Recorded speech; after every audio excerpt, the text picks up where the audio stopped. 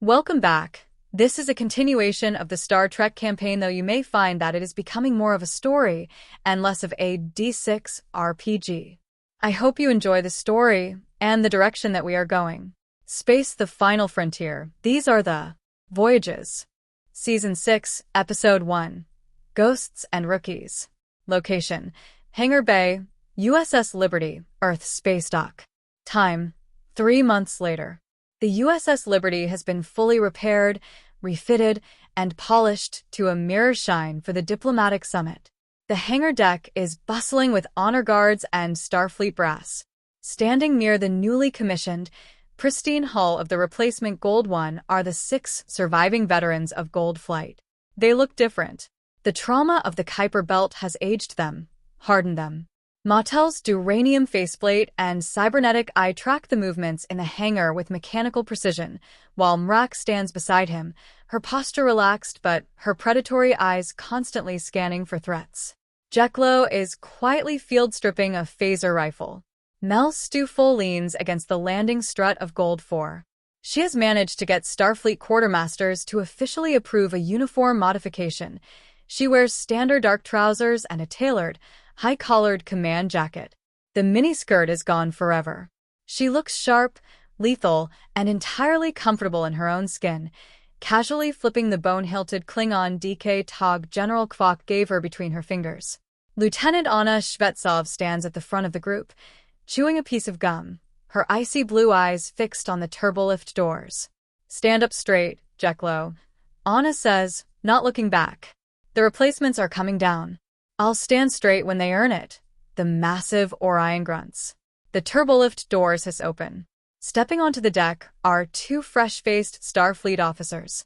They walk with the exaggerated swagger of pilots who have spent the war in simulators and safe sectors, completely untouched by the meat grinder of the front lines. The first is Lieutenant Commander Julian Graves.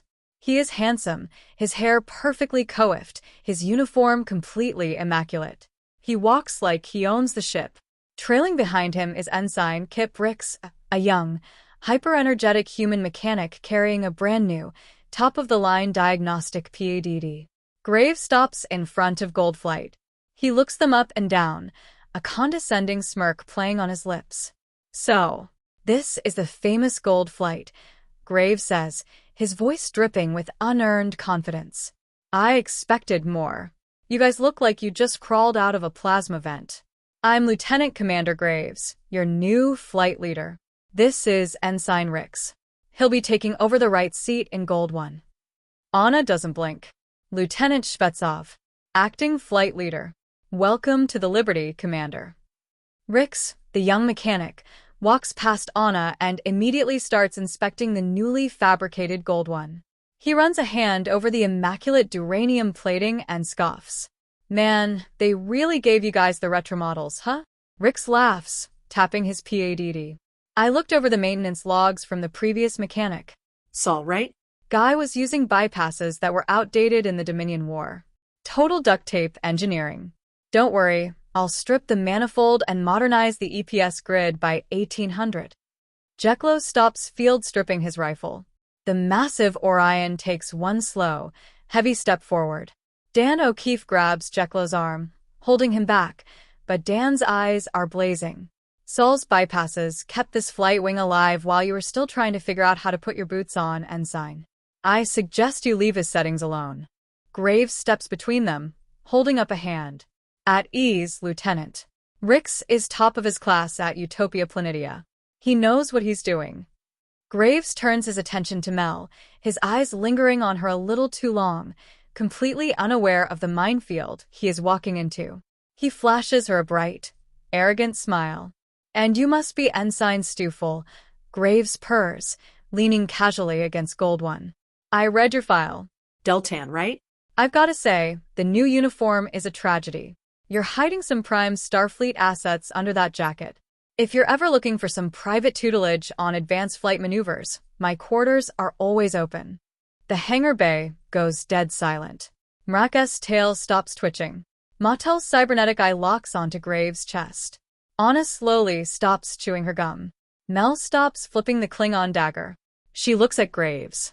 The old Mel would have panicked, flushed with pheromones, and hidden. The new Mel just feels a cold, masculine annoyance at the absolute cliché standing in front of her. Mel takes a step forward, twirling the DK tog, so the serrated blade rests casually against her forearm. "Commander," Mel says, her voice dropping into a sharp, intimidating cadence that wipes the smile right off Graves' face. "If you ever comment on my body again, I will mathematically calculate exactly how many of these serrations I can fit into your primary respiratory windpipe before you bleed out on my hangar deck. Are we clear?" Graves physically recoils, his eyes widening. "Ensign, that is insubordination. That is a promise." Anna cuts in, her voice like liquid nitrogen. "Do not test her, Commander. We bite." The Ghost arrives. Before Graves can dress them down, the klaxons in the hangar bay blare. "Attention on deck. Admiral on deck. Optonian diplomatic shuttle on final approach," the deck chief bellows over the PA system. Graves quickly straightens his tunic, visibly shaken by Mel, and forces a swagger back into place. "Fall in, Gold Flight. Look presentable." Admiral Quinn strides onto the deck, flanked by Federation diplomats. A sleek, hyper-advanced, angular shuttle glides through the atmospheric shield and touches down silently on the deck plating. There is no exhaust. There is no engine noise. It just lands. The ramp lowers. "All right," Graves mutters to his squad. "Let's see these giant toaster ovens everyone is so afraid of." Heavy, perfectly synchronized footsteps echo down the ramp. Two of the massive, 8-foot-tall, bipedal Optonian mech step out, their blue optical visors scanning the room. They take up flanking positions at the bottom of the ramp. Then the Envoy steps out. Gold Flight freezes. The Envoy is not an 8-foot mech. It is humanoid. It is wearing a simple, dark gray, flawlessly tailored diplomatic robe. But its face. It is Valak. The facial structure, the dark eyes, the pointed ears, the exact posture, the way he clasps his hands behind his back. It is a flawless, physically perfect synthetic recreation of the deceased Vulcan commander. The only difference is a faint, icy blue glow behind the irises of his eyes and the complete, terrifying absence of a biological heartbeat. Dan feels the air leave his lungs. "No." Mel drops the Klingon dagger. It clatters loudly against the deck plating. Anna takes a sharp, involuntary step back. Mrak lets out a low, distressed whine, her ears flattening against her skull. The synthetic Valak walks down the ramp and stops in front of Admiral Quinn. "Greetings, Admiral," the Envoy speaks. The voice is an exact, mathematically perfect replication of Valak's stoic baritone, completely devoid of the mechanical resonance the other Optonians use. "I am Envoy Prime. The Optonian Collective has arrived to formalize our mutual eradication protocols." Quinn stares at the Envoy, visibly uncomfortable. "Envoy, your appearance. Why have you chosen this form?" The synthetic Valak slowly turns its head. Its glowing blue eyes lock directly onto the devastated faces of Gold Flight. "This biological aesthetic was chosen to honor the commander who preserved our primary chassis," the Envoy states, its voice carrying the eerie, haunting echo of their dead friend. "He calculated that our existence was vital to the survival of the galaxy. We have modeled my diplomatic interface after his exact biological and neurological parameters to facilitate trust. Is this not an acceptable tribute to your customs?" "It's an abomination," Jeklo growls, his massive fists shaking. Lieutenant Commander Graves, completely oblivious to the raw, open wound in his new squad, steps forward with a wide, diplomatic smile. "I think it's a great tribute," Graves announces loudly, clapping his hands together. "It shows real initiative. I'm Lieutenant Commander Graves, the new flight leader of Gold Flight. It's a pleasure to meet you, Envoy. We've got a lot of bugs to squash together." The Envoy looks at Graves, analyzing him in a microsecond. "You are the replacement for Commander Valak. Your heart rate is elevated. Your pheromone output suggests artificial confidence. You are biologically inadequate to replace him." Graves' smile shatters. The Envoy looks back at Anna, Mel, Dan, Jeklo, Mautel, and Mrak. Gold Flight, the machine wearing their dead commander's face, says, "It is logical that we resume our work." Gemini said Season 6, Episode 2, The +1 Pip. Location, the Odelian Nebula, Deep Space Patrol. Time, Day 28 of the Acclimation Mission. A month in deep space in a heavy tactical flyer is enough to test anyone's patience. But doing it with a flight leader who treats the Khitomer Accords like a personal branding exercise is torture. The 4 Valkyries are flying in a wide search pattern through the thick, particulate dust of the Odelian Nebula, scanning for residual feral hive signatures. Gold Flight, tighten up the diamond, Lieutenant Commander Graves orders over the comms from Gold One. His voice has lost a fraction of its swagger over the last 4 weeks, replaced by a tight, underlying frustration. Stuful, O'Keefe, you are lagging 20 meters behind my starboard nacelle. Dress the line. Inside Gold 4, Dan sighs, pulling back on the throttle slightly. Copy that, Gold 1. We're just trying not to rear-end you, Commander.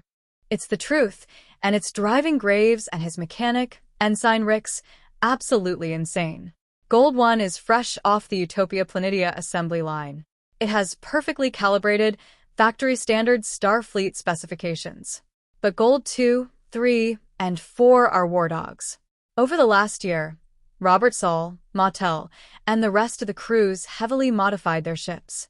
They stripped safety limiters, cross-wired the EPS manifolds, and bypassed the primary heat sinks. In game terms, the veteran Valkyries are flying with a permanent +1 pip to weapons and shields. They run hotter, hit harder, and tank damage better than the factory model. Commander, their ion wakes are completely non-compliant. Rix's whiny voice bleeds over the open channel from Gold 1's co-pilot seat. Gold 3's deflector array is drawing 110% power. That's physically impossible without blowing a relay. They need to dock and let me strip those illegal bypasses. If you touch my ship, Rix, I will vent you out the airlock. Anna Shvetsov replies from Gold 3. Her voice is calm, flat, and entirely serious. Enough, Graves snaps. Maintain comms discipline. In Gold 4, Mel is scrolling through her tactical readouts, practically lounging in her seat. The civilian-style jacket she fought to keep fits perfectly, and the month away from the base has given her time to fully settle into her own skin. The anxiety is gone. She is a predator in her element. Hey, Dan. Mel says softly over their private internal comm. I'm picking up a thermal shadow in the nebula gas. Bearing 040. Looks like a cluster of feral bugs hiding in the dust. 5 interceptors. I see 'em, Dan says, his hands tightening on the yoke. Let's see if the new guy knows how to read his scanners. They wait. 10 seconds pass. 20. Graves and Rix, relying on their factory-standard, unboosted sensors, fly right past the thermal shadow. The skirmish. Gold 1.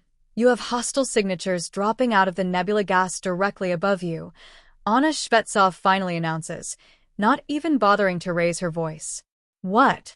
Graves yells, his Valkyrie suddenly bucking as green disruptor fire rains down from the thick clouds. 5 feral hive interceptors, starving and aggressive, dive bomb Gold 1. Graves throws the pristine flyer into a panicked evasive roll, but he's too slow. A heavy disruptor bolt catches Gold 1 on the dorsal hull. Because Gold 1 is running factory-standard deflectors, the shields instantly buckle under the heavy plasma, flashing red and sending a shower of sparks into their cockpit. Shields down to 40%. Rick screams over the comms. We're taking structural damage. Gold Flight, break and engage. Graves orders, his voice cracking slightly. The veterans don't panic. They simply go to work. Mautel, paint them. Mrak hisses from Gold 2. Target locked. Mautel replies, his cybernetic eye instantly syncing with Gold 2's hot-wired targeting computer. Mrak snaps the heavy flyer upward in a maneuver that would stall a standard Valkyrie, utilizing the extra engine thrust Saul had rigged months ago. She fires a single, devastating pulse cannon burst. With the +1 pip to weapons, the superheated beam doesn't just strip the feral interceptor's armor, it punches straight through the engine block, vaporizing the bug instantly. In Gold 4, Mel doesn't even wait for Dan to line up a perfect shot. I have the firing solution. Angle us 15 degrees port. Dan yanks the yoke. Mel hits the studs. Thwack, thwack, thwack. Because Gold 4's weapons are drawing off the bypassed auxiliary power, her pulse cannons fire with a rapid, staccato rhythm that Gold 1 simply cannot match. Mel cuts 2 interceptors to pieces in less than 3 seconds. Jeklo and Anna casually obliterate the last 2 bugs before Graves can even bring his weapons to bear. The skirmish lasts exactly 12 seconds. The pecking order. The nebula falls silent again, save for the hum of the impulse engines. Gold 1 is trailing a thin wisp of smoke from its scorched dorsal plating. Gold 2, 3, and 4 hover around it, their shields completely intact, their weapons humming with raw, overpowered energy. Threat neutralized, Commander. Mel says over the comms, a slight smirk playing on her lips. Do you need Ensign Rix to run a diagnostic on your sensor suite? You seemed a little blind there. Inside Gold 1, Graves is fuming, his face bright red. He is a lieutenant commander, a tactical prodigy from the academy, but out here in the dark, he realizes he is completely outclassed by a group of ensigns and lieutenants flying jury-rigged hot rods. Negative, Stewful. Graves bites out, trying to salvage his pride. Form up. The month is over. We are returning to the Liberty. Copy that, Commander. Anna Shvetsov replies. Just try to keep up. The return to the fleet. Location: Sector 001, Earth Space Dock. Time: 48 hours later. The USS Liberty is anchored near Earth. The month-long patrol did exactly what it was supposed to do. It solidified the dynamic. Graves is the commander on paper, but Anna Shvetsov is the undisputed alpha of the pack, and Mel, Dan, Jeklo, Mrak, and Martel will follow her to the gates of hell. Gold Flight is walking through the corridors of the Liberty toward the main briefing room, leaving Graves and Rix behind in the hangar to pout over Gold 1's scorch marks. I give him 2 more weeks before he requests a transfer. Jeklo laughs, tossing a replicated apple in the air. Rix is the real problem, Martel notes, his metallic voice humming. He threatened to report our EPS bypasses to the Starfleet Corps of Engineers. Let him, Mel says, adjusting the collar of her jacket. If they try to take our upgrades, they can come take them from my cold, dead hands. The doors to the briefing room slide open. Admiral Quinn is waiting at the holographic table. But he isn't alone.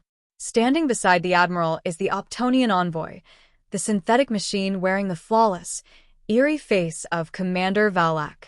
The blue optical glow behind its eyes locks onto Gold Flight the moment they walk in.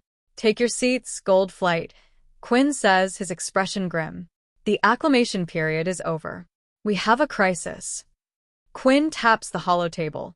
A massive, horrifying strategic map of the Alpha Quadrant appears. The Optonians have been incredibly effective, Quinn explains. Over the last month, their synthetic armada has burned out 30% of the remaining Hive host queens.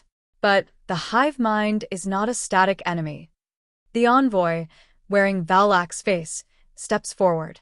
The Hive has executed an evolutionary countermeasure, the envoy states in Valak's voice. They have recognized that our nanite payload is delivered via kinetic torpedo strikes and localized stasis aerosol. In response, the Hive has begun gestating a new, highly specialized defensive cast. The holotable shifts, displaying a blurry sensor image of a terrifying new Hive ship. It is massive, sleek, and covered in thick, oscillating bioluminescent veins. We're calling them nullifiers, Quinn says. They emit a massive, localized electromagnetic dampening field. It completely neutralizes the Optonian stasis leash, causing the nanites to wake up and die in the torpedo tubes before they can even be fired. Our armada is currently stalled, the envoy adds. We cannot approach the remaining host queens while the nullifiers project their dampening fields. We require biological ingenuity to break the stalemate. Quinn looks at Gold Flight. The Optonians need a Starfleet strike team to escort their bombers. You need to fly in close, get under the dampening field, and manually destroy the nullifier ships with conventional pulse cannons so the Optonians can deliver the nanites. The next major combat arc is set. The Hive has adapted, and Gold Flight has to team up with the ghost of their commander to break the stalemate. Gemini said. The doors to the main briefing room do not just open, they are violently shoved apart. General Kvok strides into the room, his heavy armor clinking, his one good eye sweeping over Admiral Quinn, the envoy, and Gold Flight. He is flanked by two massive Klingon aides carrying data slates. You plan a hunt without the hounds, Quinn? Kvok bellows, his voice shaking the holographic tactical table. The Empire bleeds to hold the line in the Typhon expanse, and you scheme in the shadows with these synthetic ghosts. Kvok glares at the Optonian envoy. The machine-wearing Commander Valak's face stares back, its expression flawlessly, mathematically blank. General, this is a surgical strike, Admiral Quinn says, rubbing his temples. The sheer exhaustion of managing this three-way alliance is visibly aging him. The Optonian bombers require absolute precision to slip under the Hive's new dampening fields. A Klingon vanguard is too loud. You will draw the entire swarm. A warrior does not sneak through the tall grass when he can burn the field. Kvok roars, slamming his fist on the table. But then, a terrifying, cunning grin spreads across his scarred face. He leans forward, looking at Mel, Dan, and Anna. Unless the hunters are cloaked. Lieutenant Commander Graves steps forward, puffing out his immaculate chest. General Kvok, with all due respect, Starfleet tactical doctrine strictly prohibits the installation of cloaking devices on Federation vessels under the Treaty of Alderaan. Kvok doesn't even let him finish. He backhands Graves across the chest, physically shoving the pristine Starfleet officer out of the way as if he were a piece of annoying furniture. Graves stumbles into Ensign Rix, his face turning bright red with embarrassment and fury. The Treaty of Alderaan burned with the rest of the border colonies, boy. Kvok snarls at Graves, before turning back to Admiral Quinn. The Empire will provide 4 Brel-class birds of prey to escort the bombers. And, to ensure your surgical Starfleet pilots do not expose us, my engineers will bolt our cloaking generators directly to their Valkyries. We strike together, or the Empire withdraws from the Sol system tonight. Quinn looks at the envoy. The integration of cloaking technology increases the mathematical probability of a successful infiltration by 47%, the envoy states in Valak's voice. The general's proposal is logical. Quinn sighs, defeat settling heavily on his shoulders. Do it. But General Kvok, you are in command of the escort wing. Glory to you, Admiral. Kvok grins, showing all of his teeth. He points a thick, leather-gloved finger at the envoy. You. Machine Valak. You will ride on my flagship. The Vulcan had a spine of pure duranium. Let us see if your synthetic plating is just as strong. I do not possess a spine, General, the envoy replies smoothly. However, my tactical subroutines will optimize your vessel's firing solutions. The upgrade. Location: Hangar Bay 4. Time: 12 hours later. The hangar bay is an absolute madhouse of sparks, Klingon curses, and the smell of ozone. A team of Klingon engineers is swarming over the 4 Starfleet Valkyries, aggressively ripping out Starfleet standard EPS conduits to slam heavy, dark metal Klingon cloaking generators into the aft compartments. Ensign Kip Rix is having a complete meltdown. You can't route a tachyonic field through the primary life support buffer.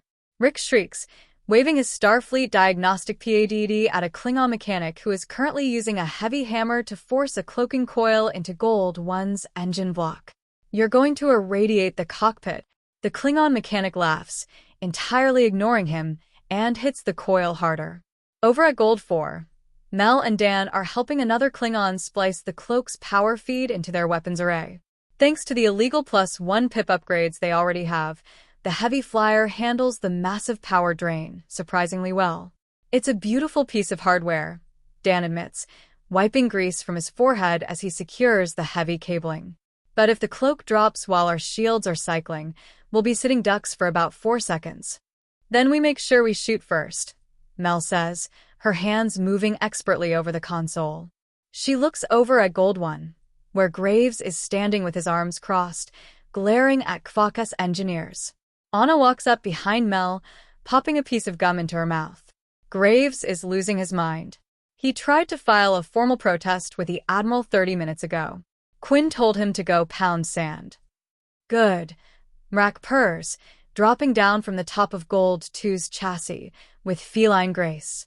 The new Alpha is weak. He cowers behind regulations because he has no teeth. Kvok will command the hunt well. The Ghost Fleet. Location: edge of the Typhon Expanse. Hive territory. Time: 0200 hours. The Joint Strike Force sits in the absolute blackness of deep space. It is a terrifying, bizarre armada. In the center are 6 massive, heavily shielded Optonian bombermechs, currently in their angular fighter configurations. Flanking them are Kvok's 4 Brel-class birds of prey. General Kvok and the envoy are aboard the lead Klingon vessel. And forming the outer screen are the 4 Starfleet Valkyries. All ships, engage cloaking devices. General Kvok's voice growls over the encrypted, tight beam comms. Inside Gold 4, Dan hits the newly installed Klingon toggle switch. A heavy, low-frequency hum vibrates through the deck plating. Outside the canopy, the stars distort and warp. A wave of green energy ripples over the duranium armor, and Gold 4 simply vanishes from the visual spectrum. Cloak engaged, Mel confirms, her eyes glued to the tactical board. Dan, the power drain is massive. I'm shutting down active sensors. We have to fly by passive thermal imaging only. Listen to me, Starfleet, Kvok broadcasts to the wing. We are ghosts. We will slip past the outer hive patrols. The target is the nullifier ship projecting the dampening field. Do not break cloak until my command. If you sneeze, the swarm will hear you, and we will all die in the dark. Advance. The invisible armada moves forward, plunging deep into the heart of hive territory. For 3 agonizing hours, they fly in absolute silence. The tension in the cramped Valkyrie cockpits is suffocating. To avoid detection, they have to fly manually, navigating purely by the faint thermal blooms of the massive hive structures looming in the dark space around them. I have a visual on the target, Martel whispers over the squad channel, his cybernetic eye zooming in on the passive telemetry. Looming ahead of them, surrounded by a swirling swarm of thousands of feral interceptors, is the Nullifier. It is a grotesque, bloated monstrosity. It doesn't look like a standard hive cruiser. It looks like a massive, floating brain encased in thick, translucent bioresin. Blinding pulses of electromagnetic energy ripple outward from it every few seconds, the dampening field that renders the Optonian nanites inert. The dampening field is active. The Optonian bombers cannot deploy the payload. The envoy's voice cuts in from Kvok's ship, analytical and cold. The field is generated by 4 primary bioluminescent nodes on the Nullifion's dorsal hull. They must be severed. Hear that, Gold Flight? Kvok chuckles darkly. That is your job. We will drop cloak and draw the swarm away. You will slip under the dampening field, drop your cloaks at point-blank range, and surgically castrate that beast. Lieutenant Commander Graves finally speaks up, his voice tight with panic. General, if we drop cloak inside the swarm's perimeter, we'll be torn to pieces before our shields even cycle up. This is a suicide run. A Klingon does not fear death, Commander. Kvok roars. Do your job, or I will destroy your ship myself. Gemini said. The absolute silence of the cloaked approach is terrifying. Inside Gold 1, Lieutenant Commander Graves is sweating through his pristine uniform. Without the comforting hum of active Starfleet sensors, the proximity warnings on his passive thermal board look like a wall of red fire closing in on them. They are practically swimming through the outer edges of the hive swarm. They're too close, Graves breathes, his hands shaking on the flight yoke. Rix, the thermal bleed from the cloaking generator is spiking. They're going to see us. The Klingon tech is stable. Commander, just hold your vector. Rix yells back, his own panic bleeding into his voice as he monitors the jury-rigged power feeds. If you drop the cloak now, the shields will take 4 seconds to cycle. Through the canopy, a massive, mutated hive interceptor drifts mere meters across Gold 1's bow, its amber bioluminescence illuminating Graves' terrified face. Graves breaks. The pristine Academy tactician shatters under the suffocating pressure of the dark. We're exposed. Dropping cloak. Evasive maneuvers. Graves screams, slamming his fist onto the Klingon toggle switch. Graves, no. Anna Shvetsov's voice snaps over the squad channel, but it's too late. The heavy, low-frequency hum of the cloaking generator dies. The green distortion field collapses. Gold One appears in the blackness of space, brightly lit, entirely alone, and with its shields completely down, right in the middle of 1,000,000 feral hive drones. Every single interceptor within 100 kilometers instantly turns toward the sudden Starfleet energy signature. Shields are cycling. 30%. 40. Rix shrieks as a blinding rain of green bioplasma erupts from the swarm, converging entirely on Gold One. The heavy Valkyrie shudders violently. Graves hauls back on the yoke, screaming for cover, but he is instantly boxed in, taking punishing hits to his port nacelle and dorsal armor. General Kvok, Gold One has broken protocol, the Optonian envoy's voice reports analytically. The swarm is distracted. The dampening field remains active. The fool just made himself bait. Kvok roars with brutal Klingon pragmatism. Gold Flight. Use the blood. Strike the beast now. In Gold 4, Mel doesn't even blink. Dan. Punch it. While Graves and Rick scream over the open comms, fighting for their lives in a storm of plasma fire, the 3 veteran Valkyries remain perfectly, silently cloaked. They push their overclocked impulse engines to the absolute red line, utilizing the massive distraction Graves just provided to dive directly under the belly of the hive swarm. They streak toward the bloated, pulsating mass of the nullifier ship. I have the primary bionodes, Martel reports, his cybernetic eye feeding the thermal data directly to the squad.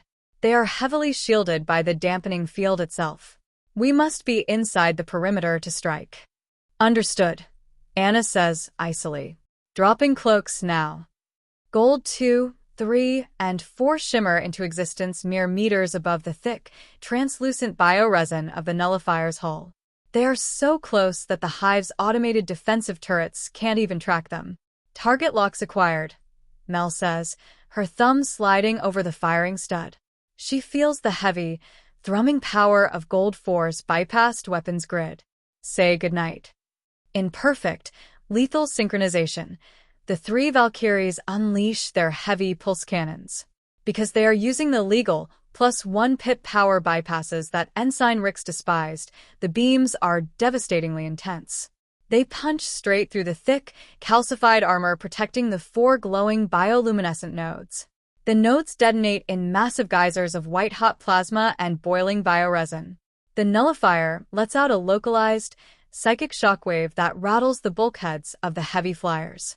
The blinding electromagnetic pulses instantly cease. The dampening field collapses into nothing. The field is down. The Optonians have a clear firing solution. Mrak hisses triumphantly. Glory to the hunters. Kvok bellows. Birds of prey, drop cloaks. Open fire. Protect the bombers.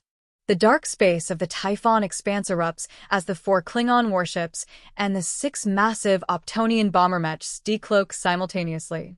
The Klingon unleash a terrifying barrage of green disruptor fire into the swarm, while the Optonians seamlessly transform into their colossal bipedal modes, driving forward to hurl their nanite-loaded torpedoes directly into the heart of the hive. But down in the trenches, the celebration is cut short. Mayday! Mayday! This is Gold One. Graves is practically sobbing over the comms. Primary deflectors are gone. We have multiple hull breaches. I've lost port impulse control. Someone get these things off me. Gold One is tumbling wildly through the debris field, trailing a massive plume of burning plasma. 24 feral hive interceptors are swarming it like angry wasps, systematically tearing the pristine Starfleet flyer to shreds. Inside Gold 4, Dan looks at Mel. Mel looks at the tactical board. Graves brought this on himself. He panicked. He insulted their dead friends, he disrespected their ship, and he broke protocol. Leaving him to eject or die would be incredibly easy. Anna, Dan says over the private squad channel. Graves is dead in the water. Kvok is ignoring him to push the Optonians forward. I see it, Dan, Anna replies. Her voice is devoid of any warmth. Gemini said, Gold Flight, ignore the distraction. Anna's voice cracks over the comms like a whip, entirely devoid of sympathy for the screaming flight leader. Gold 2, Gold 3, form up on the Klingon vanguard. We press the attack on the swarm. Cover the Optonians. Copy that, Gold 3. Mrak hisses, her Kytion blood up as she and Motel dive deeper into the fur ball. In Gold 4, Dan's hands hover over the yoke. He watches the tactical feed. Graves and Rix are completely surrounded. Their shields are buckling under the sustained barrage of feral hive plasma. In 10 seconds, the pristine Gold One is going to be a cloud of expanding vapor. Graves is a colossal jerk, and he brought this entirely on himself. But he is still wearing the uniform. Anna, we're breaking formation, Dan says, his voice tight. We can't just let them burn. O'Keefe, if you break the line, we'll catch up, Lieutenant. Mel cuts in, her fingers already flying across her bypassed weapons grid. Dan, drop us in. Hard. The meat shield. Dan throws Gold 4 into a punishing, reverse thruster dive. The heavy flyer practically falls backward out of the Optonian escort screen and plunges directly into the swarming Gold One. I've got a lock on their hull. Mel shouts over the screech of the proximity alarms. Engaging tractor beam. Gold 4 drops directly on top of the crippled Gold One. A thick blue beam of localized gravimetric energy lashes out, locking onto the smoking duranium chassis of the flight leader's ship. I've got you, Gold One. Dan yells over the comms. Cut your impulse engines. Let me drag you out. Get us out of here. They're breaching the hull. Graves screams, completely panicked. The moment Gold 4 locks the tractor beam, they lose half their maneuverability. They become an anchor. The feral hive interceptors, deprived of their easy kill, instantly swarm the rescuer, diverting all auxiliary power to forward deflectors. Mel yells. It isn't enough. The swarm is too thick. A heavy, concentrated volley of green plasma slams into Gold 4's port side. The heavy Klingon cloaking generator in the aft compartment overloads, sending a massive power surge through the EPS conduits. The cockpit of Gold 4 erupts. A shower of superheated sparks blasts from the overhead console. The inertial dampeners violently stutter. Dan is thrown hard against his shock harness, his head slamming into the side of the pilot's chair with a sickening crack. Dan! Mel screams, coughing through the sudden thick smoke of burning wiring. She takes a hit too. A secondary console near her knee explodes, driving a jagged piece of shrapnel through the heavy fabric of her trousers and deep into her thigh. Mel grunts in absolute agony, her Deltan physiology immediately spiking her heart rate, but she doesn't take her hands off the tactical board. I'm good. I'm good. Dan gasps, blood instantly pouring down the side of his face, blinding his left eye. He blindly shoves the throttle to maximum. Hold the beam, Mel. Dragging the dead weight of Gold One, Dan flies Gold for like a battering ram, physically smashing through the feral interceptors. The heavy Starfleet armor groans and buckles, but it holds. They clear the densest part of the swarm, breaking out into the open space near the edge of the Typhon expanse. Releasing tractor beam, Mel breathes, her face pale, her hands slick with her own blood. Gold One is clear. Gold One drifts, smoking and dead in the water, but safe from the immediate crossfire. Graves' voice comes over the comms, shaky and breathless. Gold 4, you were clear. Thank you. Stand by to initiate emergency repairs. Dan wipes the blood out of his eye. He looks over at Mel. Her leg is bleeding heavily, and the cockpit looks like a blast zone.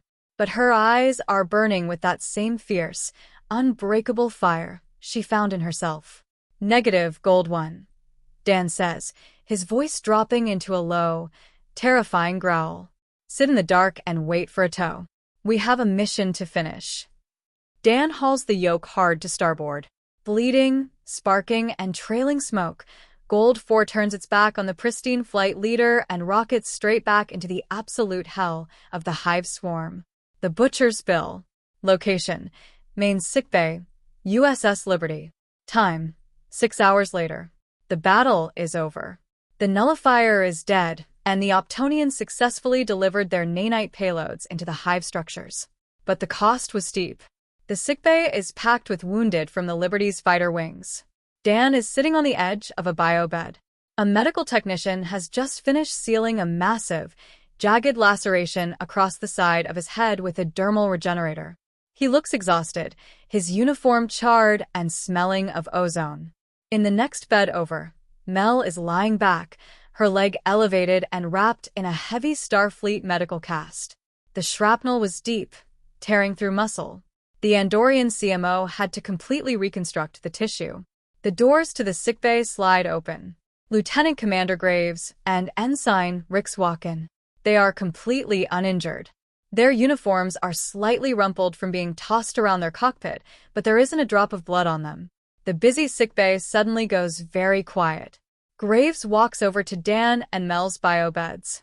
He looks at the blood, the bandages, and the sheer exhaustion radiating from the two pilots. For the first time since he stepped off the turbolift a month ago, the arrogant swagger is entirely gone. He looks pale. He looks like a man who finally understands what war actually is. Lieutenant O'Keefe. Ensign Stufel, Graves says, his voice subdued.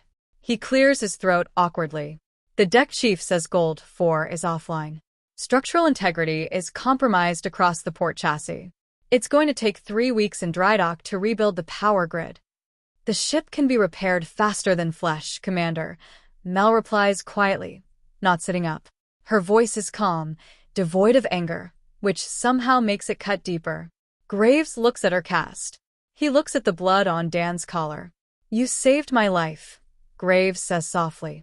You broke formation, took heavy fire, and dragged us out. And then you went back in.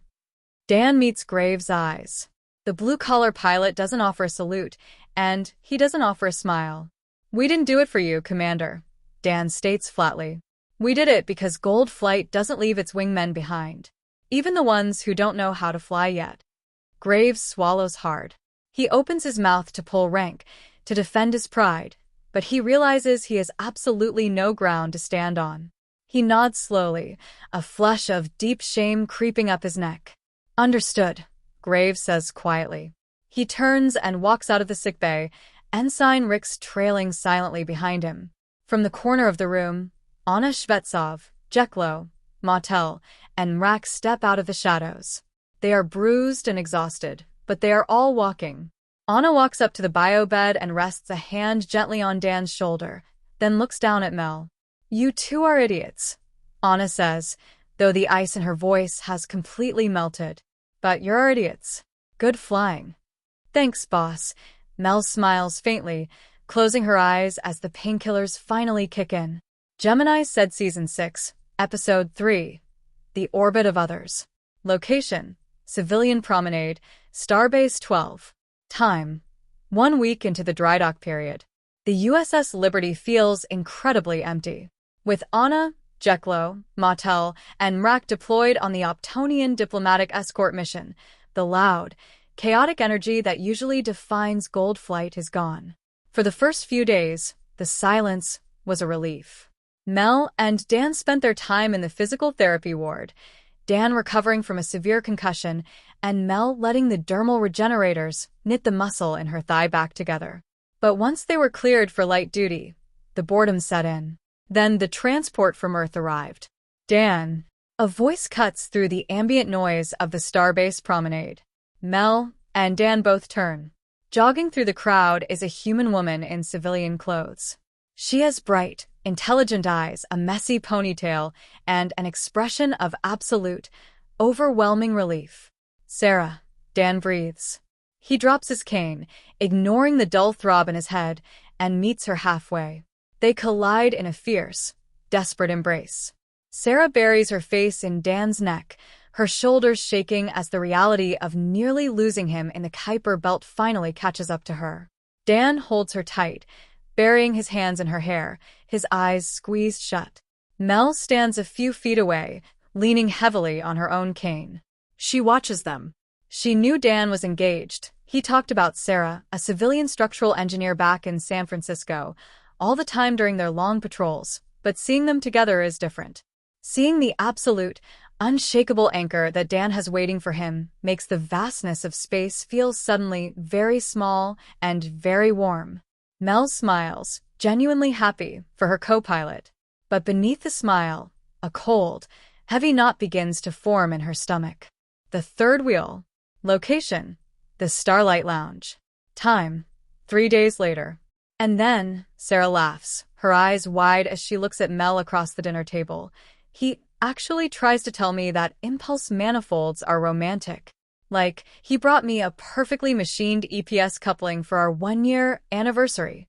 Dan flushes red, taking a quick sip of a synthahol. It was a custom Utopia Planitia alloy, Sarah. It's practically jewelry. It weighed 10 pounds, Dan.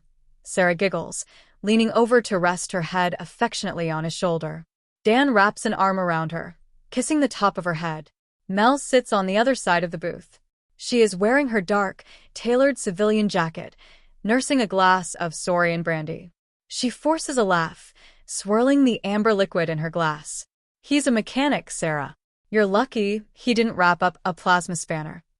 I am lucky, Sarah says softly, looking up at Dan. Then she looks at Mel, her expression turning incredibly sincere. She reaches across the table and briefly covers Mel's hand with her own. And I'm lucky he has you. He told me what you did in the swarm. How you dragged him out when Gold 4 was falling apart. Thank you, Mel. Really? Sarah is incredibly kind. She is warm, funny, and completely welcoming. She insists Mel join them for dinner, includes her in the conversation, and treats her like family. And that is exactly what makes it so unbearable. Sitting across from them, watching the casual intimacy, the inside jokes, the way their knees touch under the table, the shared history of a life planned together, Mel feels the walls closing in. The dysphoria hits her like a physical weight. Who is ever going to look at me like that? Mel thinks, staring down at her reflection in the dark table. She is a straight, earth-born human male trapped in the body of a hyper-attractive, pheromone-producing Deltan female. The biological and psychological Venn diagram of her existence is a nightmare. A straight man would be attracted to her body, but she would feel absolutely nothing but alienation and horror in return. A gay man would understand her mind, but would have zero physical interest in the Deltan shell she wears. A straight woman would be alienated by her female form. A lesbian woman would be physically attracted to her, but alienated by the core male identity she still fundamentally holds on to. She is a puzzle with pieces from 2 different boxes. She doesn't fit anywhere. The realization is suffocating. She survived the transporter accident. She survived the dysphoria. She survived the hive swarm. But looking at Dan and Sarah, she realizes she might not survive the loneliness.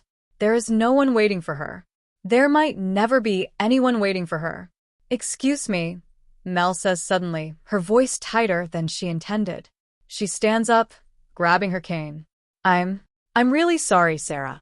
I just remembered I need to authorize the requisition forms for Gold 4's new deflector array before the quartermaster logs off. Dan frowns, his pilot's instincts immediately picking up on the shift in her demeanor. Mel? The quartermaster is on shift for another 4 hours. You don't have to. I should go, Mel insists, forcing a polite smile. It was wonderful meeting you, Sarah. Really? I'll let you two have some time. Before Dan can argue, Mel turns and limps quickly out of the lounge, the heavy doors hissing shut behind her. The empty hangar. Location: Hangar Bay 4. Time: 2,300 hours. The hangar is dark, illuminated only by the amber standby lights. In the center of the bay, Gold 4 is elevated on heavy magnetic scaffolding. The heavy tactical flyer is a skeleton of its former self. Half of its ablative armor has been stripped away, exposing the scorched, melted wiring of the port nacelle and the ruined cockpit canopy. It looks exactly how Mel feels. Broken, exposed, and currently unflyable. Mel sits on a heavy duranium cargo crate near the landing struts, her cane resting against her leg. The silence of the hangar is absolute. Without the distraction of incoming plasma fire or tactical readouts, the loneliness is deafening. She pulls her knees up to her chest, wrapping her arms around them, and buries her face in her jacket. She doesn't cry. The tears won't come. It's just a hollow, profound ache. For a brief, terrible moment, she wishes she had died in the transporter buffer on the Tsiolkovsky. It would have been cleaner. It would have been a tragedy, but it would have been an ending. This, living as a ghost in someone else's skin, permanently exiled from romantic connection, feels like a life sentence. Footsteps echo softly on the deck plating. Mel doesn't look up. I told you, I need to check the deflector array, Dan. Go back to your fiancé. She fell asleep, Dan's voice says quietly. He walks into the dim pool of amber light. He isn't wearing his uniform jacket, just a gray undershirt. He stops a few feet away, looking up at the ruined chassis of their ship. Dan doesn't push. He doesn't demand she explain herself. He just walks over and sits down on the deck plating, leaning his back against the cargo crate she is sitting on. They sit in silence for a long time. She's great, Dan. Mel finally whispers into the dark. Sarah. She's really great. She is, Dan agrees softly. He looks down at his hands. You know, when I woke up in sickbay with my head split open, all I could think about was how close I came to never seeing her again. And then I looked over, and you were sitting there with a hole in your leg, arguing with the doctor about getting back to the ship. Dan tilts his head back, looking up at Mel. You're my co-pilot, Mel. We fly together. And I know I can't understand what it's like inside your head. I can't fix the biology. I can't put you back the way you were. Dan's voice is thick with genuine, brotherly affection. But you're not a third wheel. You're Gold Flight. And wherever Sarah and I end up when this war is over, you're always going to have a chair at our table. You're stuck with us. Mel closes her eyes. It doesn't solve the existential dread. It doesn't fix the broken puzzle pieces of her romantic future. But sitting in the dark, cold hangar bay, leaning against the only person in the galaxy who knows exactly who she is and accepts her completely, the suffocating isolation cracks just a fraction of an inch. Thanks, Dan, Mel whispers, her voice shaking just a little. Anytime, Ace, Dan replies. He slaps his hand against the side of the cargo crate. Now. Let's look at these deflector arrays. If we're stuck in dry dock for another 2 weeks, we might as well figure out how to squeeze another illegal pip out of the primary EPS flow before Graves notices. Mel lets out a small, watery laugh, wiping her eyes on her sleeve. If we overload the buffer again, Saul's ghost is going to haunt us. Saul would be the one holding the wrench, Dan grins. Gemini said Season 6, Episode 4. The Shadows of the Federation. Location, Station Amity, Neutral Trade Hub, Sector 112. Time, concurrent with Mel and Dan's dry dock period. Station Amity is a massive, spinning wheel of civilian commerce and neutral diplomacy, hanging in the dark space between Federation and Klingon borders. Inside the station's glittering, high-vaulted diplomatic concourse, the Gold Flight escort detail is on high alert. Walking in the center of the diamond formation is Envoy Prime. The synthetic machine wears the flawless, biological face of Commander Valak, clad in dark diplomatic robes. The eerie, icy blue glow behind its eyes is the only physical indicator that it is not the man they mourned at Starfleet Academy. Lieutenant Anna Shvetsov walks point, her eyes scanning the upper balconies. Jeklo guards the rear, his massive hand resting casually near his holstered phaser. Mrak and Martel hold the flanks. Maintain a 3-meter perimeter. Anna orders over their encrypted comms, her voice tight. There are a lot of moving parts in this crowd. Keep your eyes peeled. This is psychological torture. Mrak hisses softly, her golden eyes darting across the concourse.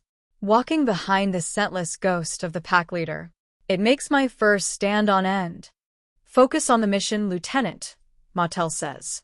His cybernetic red eye pulses, painting the crowd with thermal and electromagnetic overlays. The Admiral needs this alliance signed today.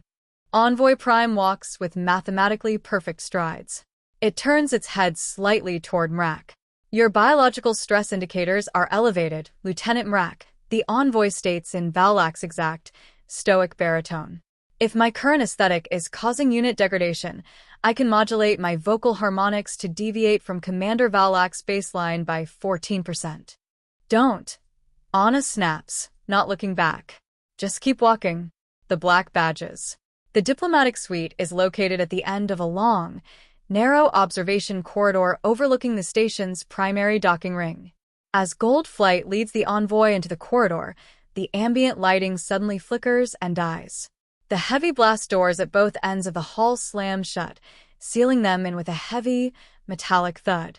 The corridor is plunged into near-total darkness, illuminated only by the faint starlight coming through the observation windows. Ambush. Jeklo roars, drawing his heavy phaser rifle. Comms are jammed, Anna reports instantly, tapping her badge. I'm not getting anything from the Liberty or station security. Matel's cybernetic eye whirs loudly, automatically switching to low light and active electromagnetic scanning. He sweeps the dark corridor. Anna, Matel says, his metallic voice dropping in horror. We have multiple armed contacts dropping from the overhead maintenance hatches. But they aren't Klingon or Orion Syndicate. Their thermal signatures match Starfleet tactical gear. Matel's cybernetic eye zooms in on one of the figures rappelling down from the ceiling. They are wearing sleek, unmarked black tactical armor. The only insignia on their chests is a matte black Starfleet Delta. Section 31. Anna breathes, her blood running cold. Section 31 is the Federation's darkest secret, an autonomous, rogue intelligence agency that operates entirely outside of Starfleet oversight, prioritizing the survival of the Federation through any means necessary, including assassination and sabotage. Target the machine. A cold, modulated voice echoes from the darkness at the end of the hall. Incapacitate the Starfleet escort. Do not kill them unless necessary. We need the synthetic source code. The firefight. Gold Flight, weapons hot. Anna yells. Defend the envoy. The corridor erupts into a blinding crossfire of phaser energy. The Section 31 operatives aren't using standard pulse rifles. They are firing specialized, high-yield electromagnetic disruptors designed specifically to fry synthetic circuitry. Jeklo steps in front of the envoy, using his massive, muscular frame as a physical meat shield. A blue EMP bolt grazes his shoulder, sending a searing jolt of pain through his nervous system, but the Orion doesn't even flinch. He returns fire, his heavy Starfleet rifle lighting up the dark corridor.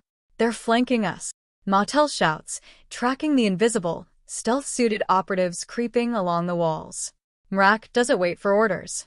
The Kytion drops her rifle entirely. She embraces the darkness, dropping to all fours and launching herself into the shadows. A Section 31 operative decloaks, just as Mrak hits him. The sickening sound of claws tearing through Kevlar and a muffled scream echo down the hall as Mrak physically dismantles the flank. In the center of the chaos, Envoy Prime does not take cover. The machine wearing Valak's face simply calculates the trajectories of the incoming fire. It sidesteps an EMP bolt by a millimeter, its movements entirely devoid of panic or adrenaline. Your weapons are highly inefficient against my redundant neural architecture, the envoy states loudly to the Section 31 attackers. The envoy reaches out with terrifying speed, grabbing an operative who got too close. With a single, mathematically precise strike, the envoy shatters the operative's collarbone and tosses him aside like a rag doll. Don't just stand there, envoy. Help us push them back. Anna yells, firing two perfect stun blasts that drop a pair of operatives dropping from the ceiling. My primary directive is self-preservation to ensure the delivery of the Alliance protocols, the envoy replies calmly, dodging another blast. Engaging in aggressive close-quarters combat increases my probability of catastrophic damage by 12%. I will remain behind Ensign Jeklo. Valak would have drawn a phaser. Jeklo grunts, laying down suppressing fire. I am not Commander Valak, the envoy reminds him coldly. The EMP grenade. The Section 31 operatives realize they are losing the firefight. Gold Flight is simply too battle-hardened from the Hive War. Deploy the localized dampener, the lead operative shouts. A small, black sphere rolls down the corridor floor, stopping right at the feet of the envoy and Jeklo. Grenade, Mautel yells. Mautel's cybernetic eye instantly maps the blast radius of the EMP sphere. Anna. It's a localized synaptic overloader. It'll fry the Envoy's brain and knock us all unconscious. Anna doesn't hesitate. She dives forward, sliding across the slick duranium deck plating. She grabs the black sphere just as it begins to hum with critical energy. Using all her momentum, Anna hurls the grenade back down the corridor, straight into the clustered group of Section 31 operatives. Brace! Anna screams. The grenade detonates. It isn't a fiery explosion. It is a blinding, silent flash of blue electromagnetic energy. The shockwave hits Anna hard, throwing her backward into Jeklo's legs. Her ears ring violently, and her vision swims, but she holds onto consciousness. At the other end of the hall, the 4 remaining Section 31 operatives immediately collapse, their neural pathways completely overloaded, their advanced stealth suits sparking and dying. The interrogation. The corridor is dead silent again, save for the heavy breathing of Gold Flight. Jeklo helps Anna to her feet. Mrak steps out of the shadows, wiping blood from her claws, her golden eyes blazing. Mautel keeps his rifle trained on the unconscious Black Ops agents. He walks over to the leader, kicking the heavy disruptor away from his hand. Starfleet intelligence. Mautel spits, his metallic voice laced with absolute disgust. They were going to kidnap the Envoy and sabotage the Alliance, just to steal the Optonian nanite code. Envoy Prime steps forward, looking down at the unconscious operatives. The eerie, blue light behind its eyes pulses thoughtfully. This faction of your government prioritizes a monopoly on violence over the survival of your species, the Envoy observes, turning its head to look at Anna. Fascinating. Your Federation is fractured. Why did you defend me, Lieutenant Shvetsov? If you had allowed them to take me, Starfleet would possess our weapon.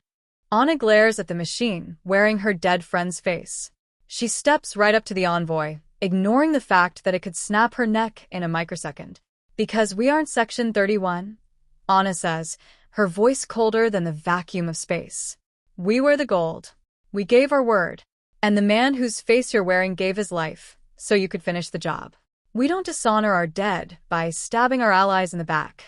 The Envoy stares at her. For a moment, the mathematical perfection of its posture seems to falter, just slightly. It processes the concept of honor and grief, variables it was not programmed to understand. Your logic is flawed by emotional attachment, the Envoy finally says. But it is an effective combat variable. I will inform the Optonian Collective that Gold Flight remains an optimal escort. Let us proceed to the diplomatic suite. Anna exhales a shaky breath, tapping her badge as the station's comms finally cut back through the jamming field. Liberty, this is Gold Flight. We had a rat problem in the corridor. Send a security detail. We are moving the package to the safe room. Gemini said Season 6, Episode 5. The bugs inside the hull. Location, Drydock Bay 4, USS Liberty.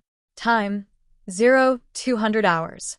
The heavy blast doors of Drydock Bay for hiss shut, sealing out the ambient noise of the Liberty's bustling engineering decks.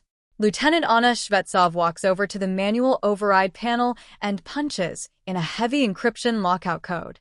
She pulls a small, unauthorized signal jammer from her jacket and slaps it onto the bulkhead. A low, barely audible hum fills the room, completely blanketing the bay in a localized comms blackout. Dan O'Keefe and Mel Stoufel are sitting on the scaffolding next to the half-rebuilt chassis of Gold 4. Dan lowers his plasma spanner, looking at the bruised, exhausted faces of Anna, Jeklo, Mrak, and Mautel. Anna? What's going on? Dan asks, dropping off the scaffolding. I thought you were just playing bodyguard for the Envoy. Why the blackout? Because the people we're supposed to be taking orders from just tried to kill us, Anna says, her voice practically freezing the air in the room. Mel slides down the ladder, leaning slightly on her cane. The Klingon? Worse, Jeklo grunts, crossing his massive arms. His shoulder is wrapped in a fresh dermal bandage from the EMP graze. Starfleet. Mautel steps forward, his cybernetic eye whirring as it adjusts to the dim drydock lighting. Section 31. They dropped out of the ceiling in stealth suits at Station Amity. They carried EMPs and synthetic disruptors. They didn't want to stop the Alliance, Dan. They wanted to capture Envoy Prime so they could extract the nanite source code directly from its memory core. Mrak lets out a low, dangerous hiss. They were no honor. Only black badges and shadows. Dan and Mel share a look of absolute horror. The idea that their own intelligence division is actively sabotaging the war effort to steal a weapon of mass destruction turns Dan's stomach. Did you tell Admiral Quinn? Mel asks. No. Anna says flatly. If Section 31 knew exactly which corridor we were using to move the envoy, they have eyes inside Starfleet Command. Quinn might not have ordered the hit, but his staff is compromised. And if we report it through official channels, we paint a massive target on our own backs. The eccentric Tellarite. Clang. A heavy duranium wrench flies out from underneath the belly of Gold 4, narrowly missing Dan's boot. If you soft-skinned Academy dropouts are quite finished whining about your paranoid conspiracy theories, I have a massive problem down here. A gruff, incredibly abrasive voice barks from under the ship. A mechanic rolls out on a heavy grav creeper. He is a Tellarite, stout, thick-bearded, with the characteristic porcine snout and deeply suspicious eyes of his species. He is covered head to toe in engine grease. Who the hell is this? Anna asks, her hand instinctively dropping to her phaser. That's Chief Tarl. Dan sighs, rubbing his temples. Quinn assigned him to replace Saul. He's been rebuilding Gold 4 for the last 3 days. He hates me, he hates Ensign Rix, and he particularly hates our ship. I do not hate the ship. The ship is an innocent victim. Chief Tarl barks, struggling to his feet. He glares at Dan and Mel. I hate the absolute, criminally negligent, utter garbage you two call maintenance. Bypassing the primary EPS flow to boost the pulse cannons? Diverting life support power to the Klingon cloaking generator? It's a miracle you didn't vaporize yourselves in the Kuiper Belt. It kept us alive, Chief, Mel says defensively, crossing her arms. Luck kept you alive. Ensign Stufol. Not engineering. Tarl snorts. But then his abrasive tone shifts, dropping into something much more serious. He reaches into his greasy overall pocket. However, I will admit that not all the garbage on this ship is your fault. Tarl holds up his hand. Pinched between his thick fingers is a tiny, multifaceted black device, no larger than a standard Starfleet comm badge. It is completely matte, absorbing the light around it. I was stripping down your primary sensor array to purge the slag, Tarl says, his snout twitching in professional disgust. I found this hardwired directly into the telemetry buffer. It's an illegal, military-grade data siphon. It utilizes a microtachyonic burst to transmit data directly through subspace without registering on standard Starfleet comm logs. Mottel walks over, his red optic sensor narrowing. He pulls his tricorder and scans the tiny black device. The Balian's metallic voice drops to a horrified whisper. The encryption algorithm on this siphon, it perfectly matches the stealth suits worn by the Section 31 operatives who attacked us at the station. The Bloodhounds. The silence in the dry dock is deafening. Mel stares at the tiny black bug. Her mind, perfectly tuned to tactical analysis, instantly connects the dots. New Halcyon. Mel breathes, her eyes widening. The ghost world.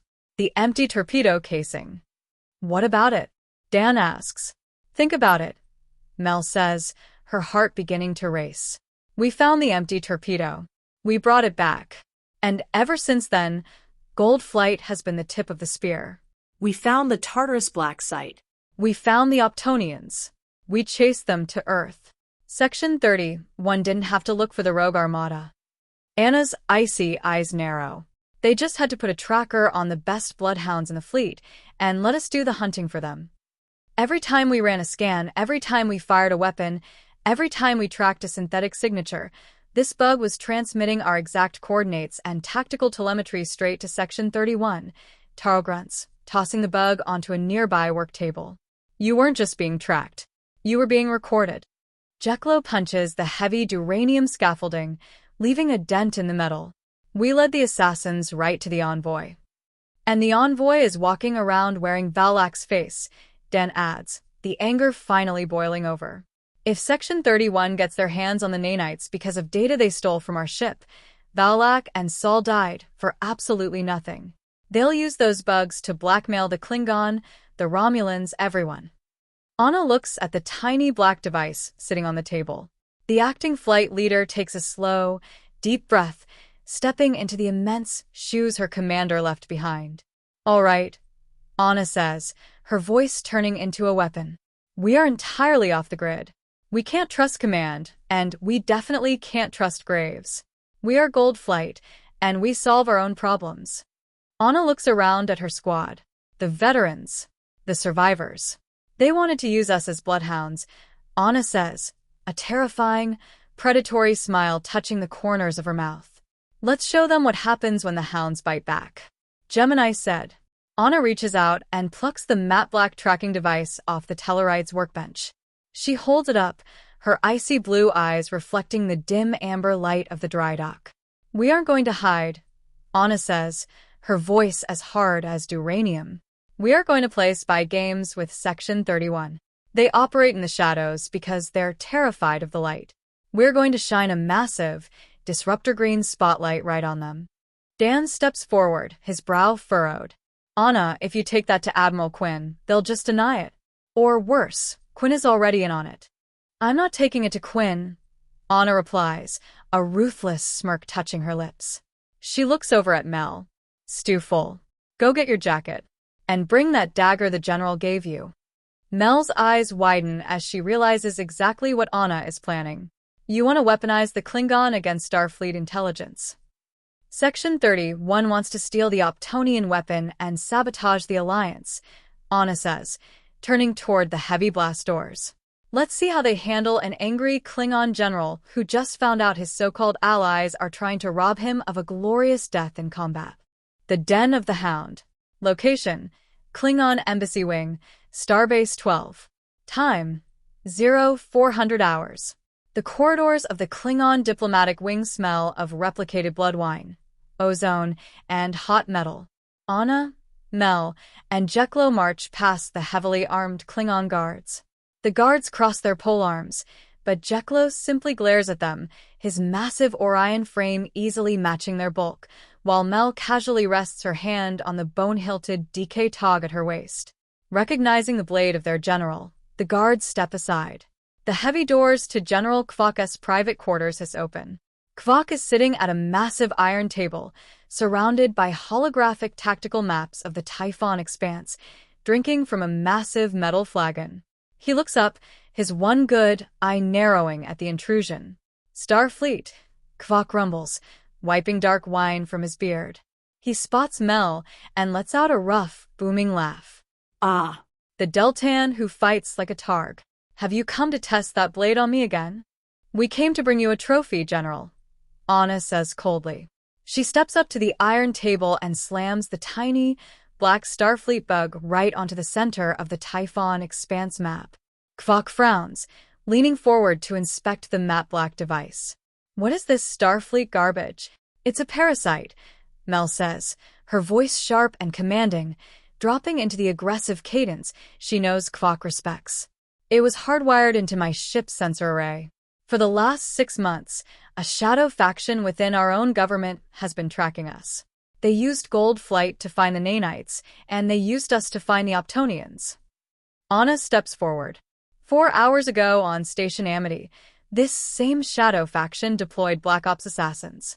They tried to kill my squad, and they tried to kidnap the Optonian envoy. They want to steal the Nanite source code for themselves to control the Alpha Quadrant. Kvok's laughter dies instantly. The amusement vanishes from his scarred face, replaced by a terrifying, absolute fury. The general stands up to his full, towering height. The metal table groans under his massive hands. A dishonorable strike in the dark, Kvok snarls, his voice vibrating with rage. Cowards who hide behind black badges while warriors bleed on the front lines. They would sabotage the Alliance and let the Hive consume us all just to hold the leash. General, Anna says, her voice cutting through his roar like a scalpel. If they get the code, they will not share it with the Empire. They will use the Optonians to wipe out the hive, and then they will point the weapon at QNOS. Mel draws the DK Tog Kvok gave her and slams it point down into the table, right next to the bug. "We are Gold Flight," Mel states, staring fearlessly into the general's one good eye. "We fight in the light. We bleed with you. Help us cut this rot out of our fleet." Kvok looks at the dagger, then at Mel, and finally at Anna. The pure, unadulterated disrespect of Section 31's actions offends his warrior's soul to its very core. He pulls his own massive disruptor pistol and sets it on the table. "Admiral Quinn's house must be cleansed," Kvok growls, a vicious, predatory grin spreading across his face. "Come, Starfleet. Let us go wake up your admiral." The checkmate. Location: Admiral Quinn's ready room. Starbase 12. Time: 0500 hours. Admiral Quinn is asleep at his desk, exhausted by the sheer logistical nightmare of the three-way alliance. The doors to his ready room do not chime. They're forced open so violently that the locking mechanism shatters.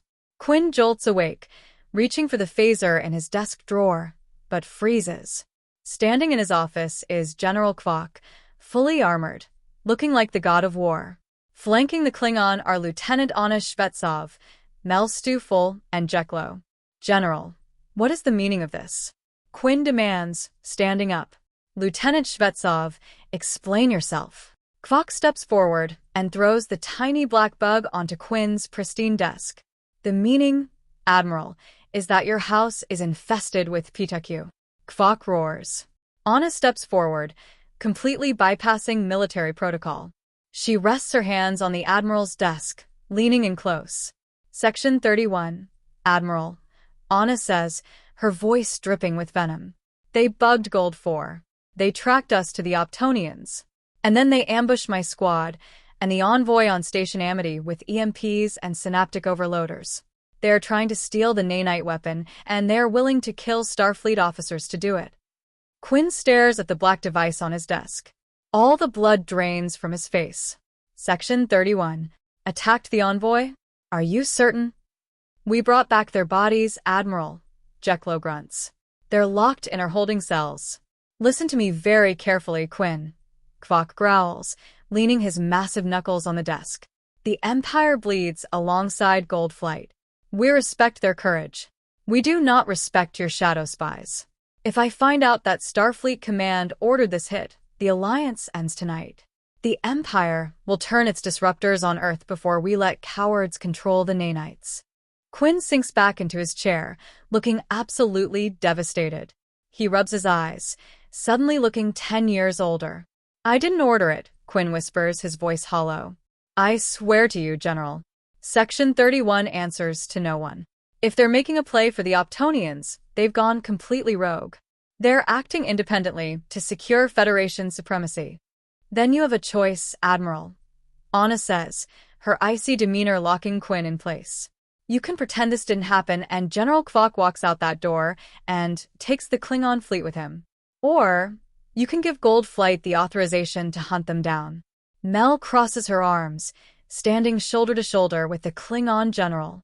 "Give us the green light, Admiral. Let us take out the trash." Quinn looks at the broken, furious survivors of his best fighter wing. He looks at the furious Klingon general ready to burn the treaty. Quinn slowly reaches out and picks up the black bug. He crushes it beneath his thumb. "Lieutenant Shvetsov," Quinn says, his voice hardening with desperate resolve. "As of this moment, Gold Flight operates under Beta Omega clearance. You answer only to me. Find out who in Starfleet intelligence is running this operation. Find their base, and burn it to the ground." Kvok lets out a terrifying, booming laugh, clapping Jeklo hard on the back. "Now that is how a leader speaks. Good hunting, Starfleet." Gemini said Season 6, Episode 6, The Black Delta. Location: Sector 441, Uncharted Asteroid Field, Deep Space Patrol. Time: 14 days post-dry dock. Gold 4 is back in the black. Chief Charles repairs and Dan and Mel's secret, highly illegal EPS modifications have the heavy Valkyrie purring like a caged predator. The 4 ships of Gold Flight are running a standard deep space sweep, navigating the dense, floating rocks of Sector 441. Lieutenant Commander Graves is leading the formation in Gold 1, with Ensign Rix in his co-pilot seat. Gold Flight maintains standard dispersion. Graves orders over the comms. His voice has regained some of its academy polish. We are at the edge of sensor range. Keep your active pings to a minimum. In Gold 2, Ensign Matel's cybernetic eye narrows. He is running a background diagnostic, utilizing the slice he and Chief Tarl developed to hunt for the Section 31 tachyonic frequency. Suddenly, Matel's console flashes red. Anna. Matel whispers over a tightly encrypted, private channel linking only Gold 2, 3, and 4. I have a ping. A localized, microtachyonic data burst. It's the Section 31 encryption algorithm. Where's the listening post? Anna asks from Gold 3, her voice immediately dropping to absolute zero. It's not a listening post, Matel says, his metallic voice laced with sudden, horrifying realization. The burst originated from inside our own formation. Anna, the transmission is coming from Gold 1's primary communications array. Rix is broadcasting our coordinates on a Black Ops frequency right now. In Gold 4, Mel feels the blood drain from her face. Dan tightens his grip on the flight yoke. The pieces fall into place with sickening clarity. Graves wasn't just an arrogant academy hotshot, he was a plant. Rix's obsession with inspecting their ships and stripping their illegal upgrades wasn't about Starfleet regulations. It was an excuse to plant the bugs.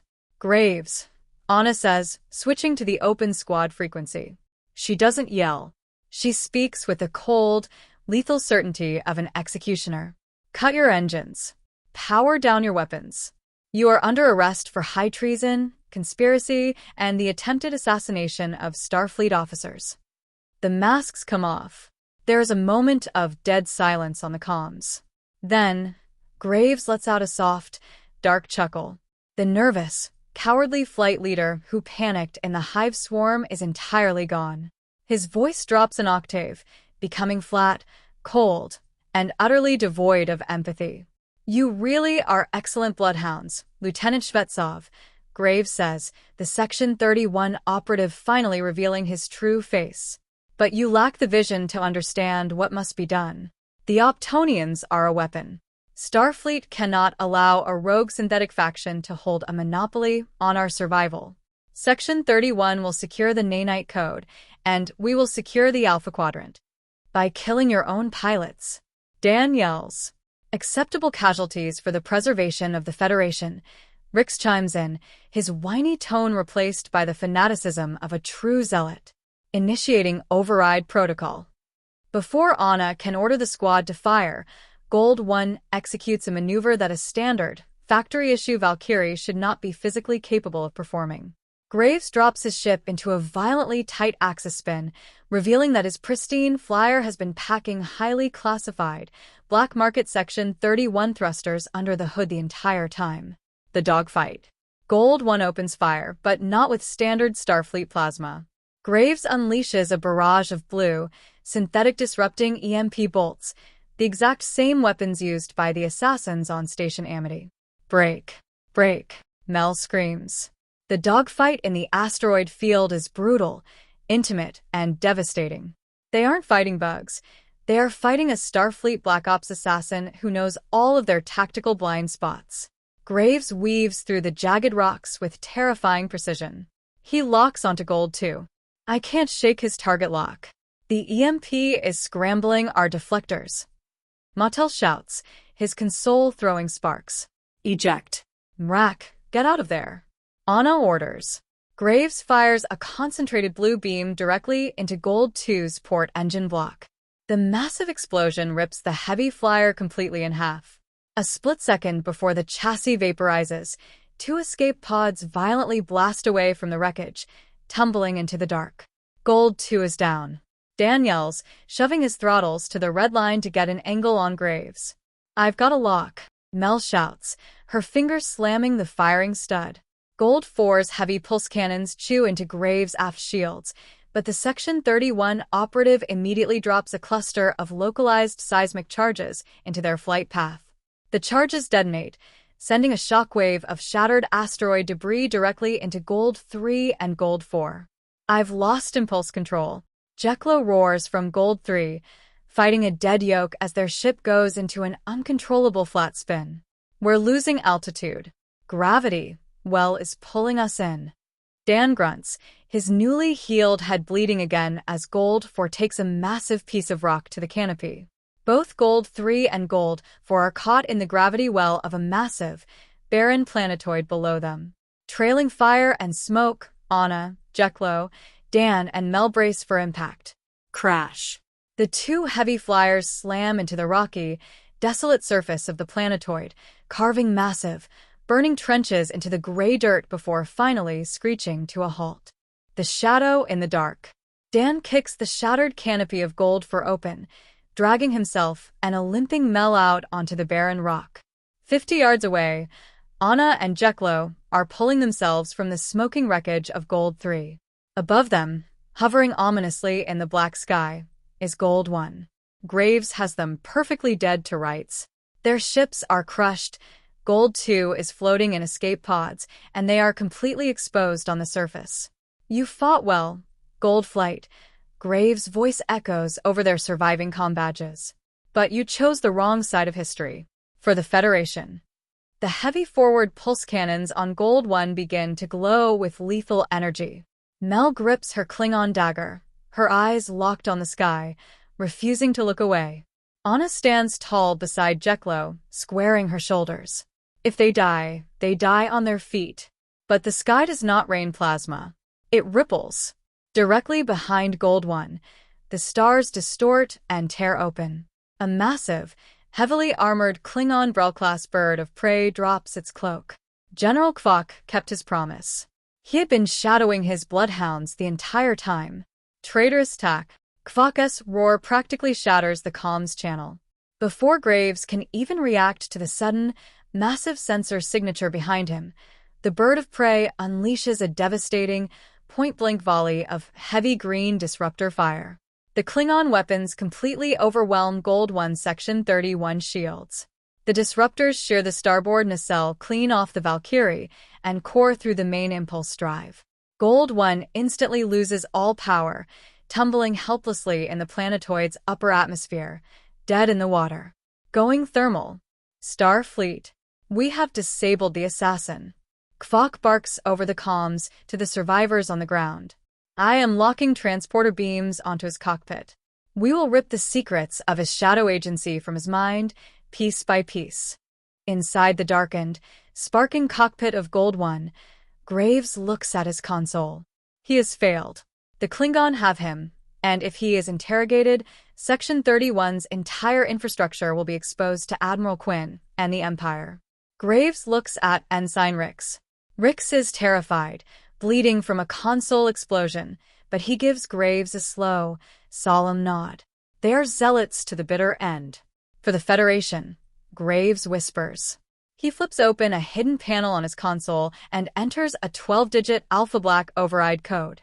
He bypasses all safety interlocks on the primary warp core, intentionally collapsing the magnetic containment field. Down on the planetoid surface, Matel's voice suddenly crackles over Anna's surviving comm badge from his escape pod in orbit. "Anna, tell the Klingon to drop the transporter lock." Graves is spiking his warp core. He's going thermal. "Kvok, abort the beam out. Pull back." Anna screams into her badge. High above them, Gold 1 turns into a miniature sun. Graves and Rix do not eject. They trigger a catastrophic, uncontrolled matter/antimatter annihilation. The Valkyrie vanishes in a blinding, silent sphere of pure white energy. The shockwave rattles the bird of prey, forcing the Klingon warship to raise its shields and bank hard away from the blast. When the light fades, there is absolutely nothing left of Gold 1. No ship, no bodies, no black boxes. The moles are dead, but they took all their secrets to the grave with them. The rescue. An hour later, the Klingon bird of prey touches down on the barren planetoid. Klingon warriors march down the ramp, helping the battered, exhausted survivors of Gold Flight aboard. Mrak and Mattel have already been beamed aboard from their pods, safe but furious. Dan helps Mel up the ramp. They stop at the top and look back out at the burning wreckage of Gold 3 and Gold 4. Half of the legendary fighter wing is gone. General Kvok stands in the cargo bay, his arms crossed, his one good eye locked on Anna Shvetsov. The assassin destroyed himself to protect his masters, Kvok rumbles, his voice heavy with a grim, warrior's respect for an enemy who chooses death over capture. We have no proof to take to your admiral. The shadows remain hidden. Anna wipes a streak of soot and blood from her cheek. Her icy blue eyes are burning with a terrifying, absolute resolve. He didn't protect them, General, Anna says softly, looking out at the stars. He just proved they're terrified of us. Graves was a symptom. We're going to find the disease. Gemini said Season 6, Episode 7. Soul and Steel. Location: Admiral Quinn's Ready Room, Starbase 12. Time: 0800 hours. The atmosphere inside Admiral Quinn's office is as heavy as a collapsed star.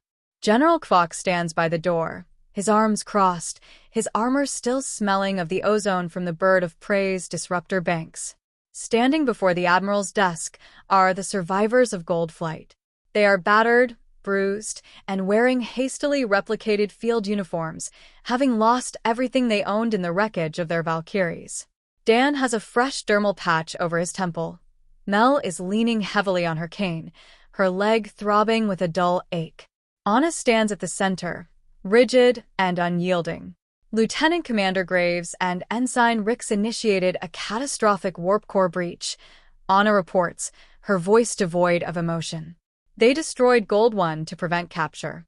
We have no black box telemetry. We have no physical proof of Section 31's involvement beyond the tracking bug. Quinn stares down at his desk, running a hand over his exhausted face. A flight leader, a Starfleet commander, turning his weapons on his own squad. The rot in our intelligence division goes deeper than I ever feared. The assassin died a coward's death, Quinn. Kvok rumbles from the doorway. But he succeeded in one thing. He broke your Vanguard's teeth. Gold Flight has no ships. The Liberty's dry docks are empty. You have grounded your best hunters while the shadows plot. Quinn sighs, looking at Mel and Dan. The general is right.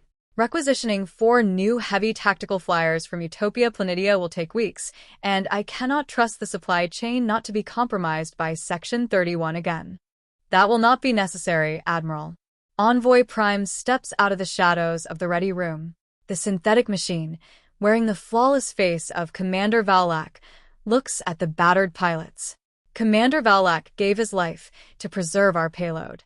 Ensign O'Keefe and Ensign Stu Full risked their lives to preserve their flight leader, even when he proved treacherous, the envoy states, its icy blue eyes pulsing softly. We have calculated the value of your actions. A debt is owed. The Optonian Collective will provide your replacement vessels. The Kpak corvettes. The envoy steps up to the Admiral's desk and interfaces directly with a holographic projector. The projector hums to life, displaying a glowing blue schematic. It is not an Optonian fighter. It looks remarkably like a Starfleet design, specifically an old, highly aggressive Federation Border Patrol vessel. That's a Kpak-class corvette, Dan breathes, his mechanic's eyes widening as he studies the specs. They haven't built those since the Dominion War.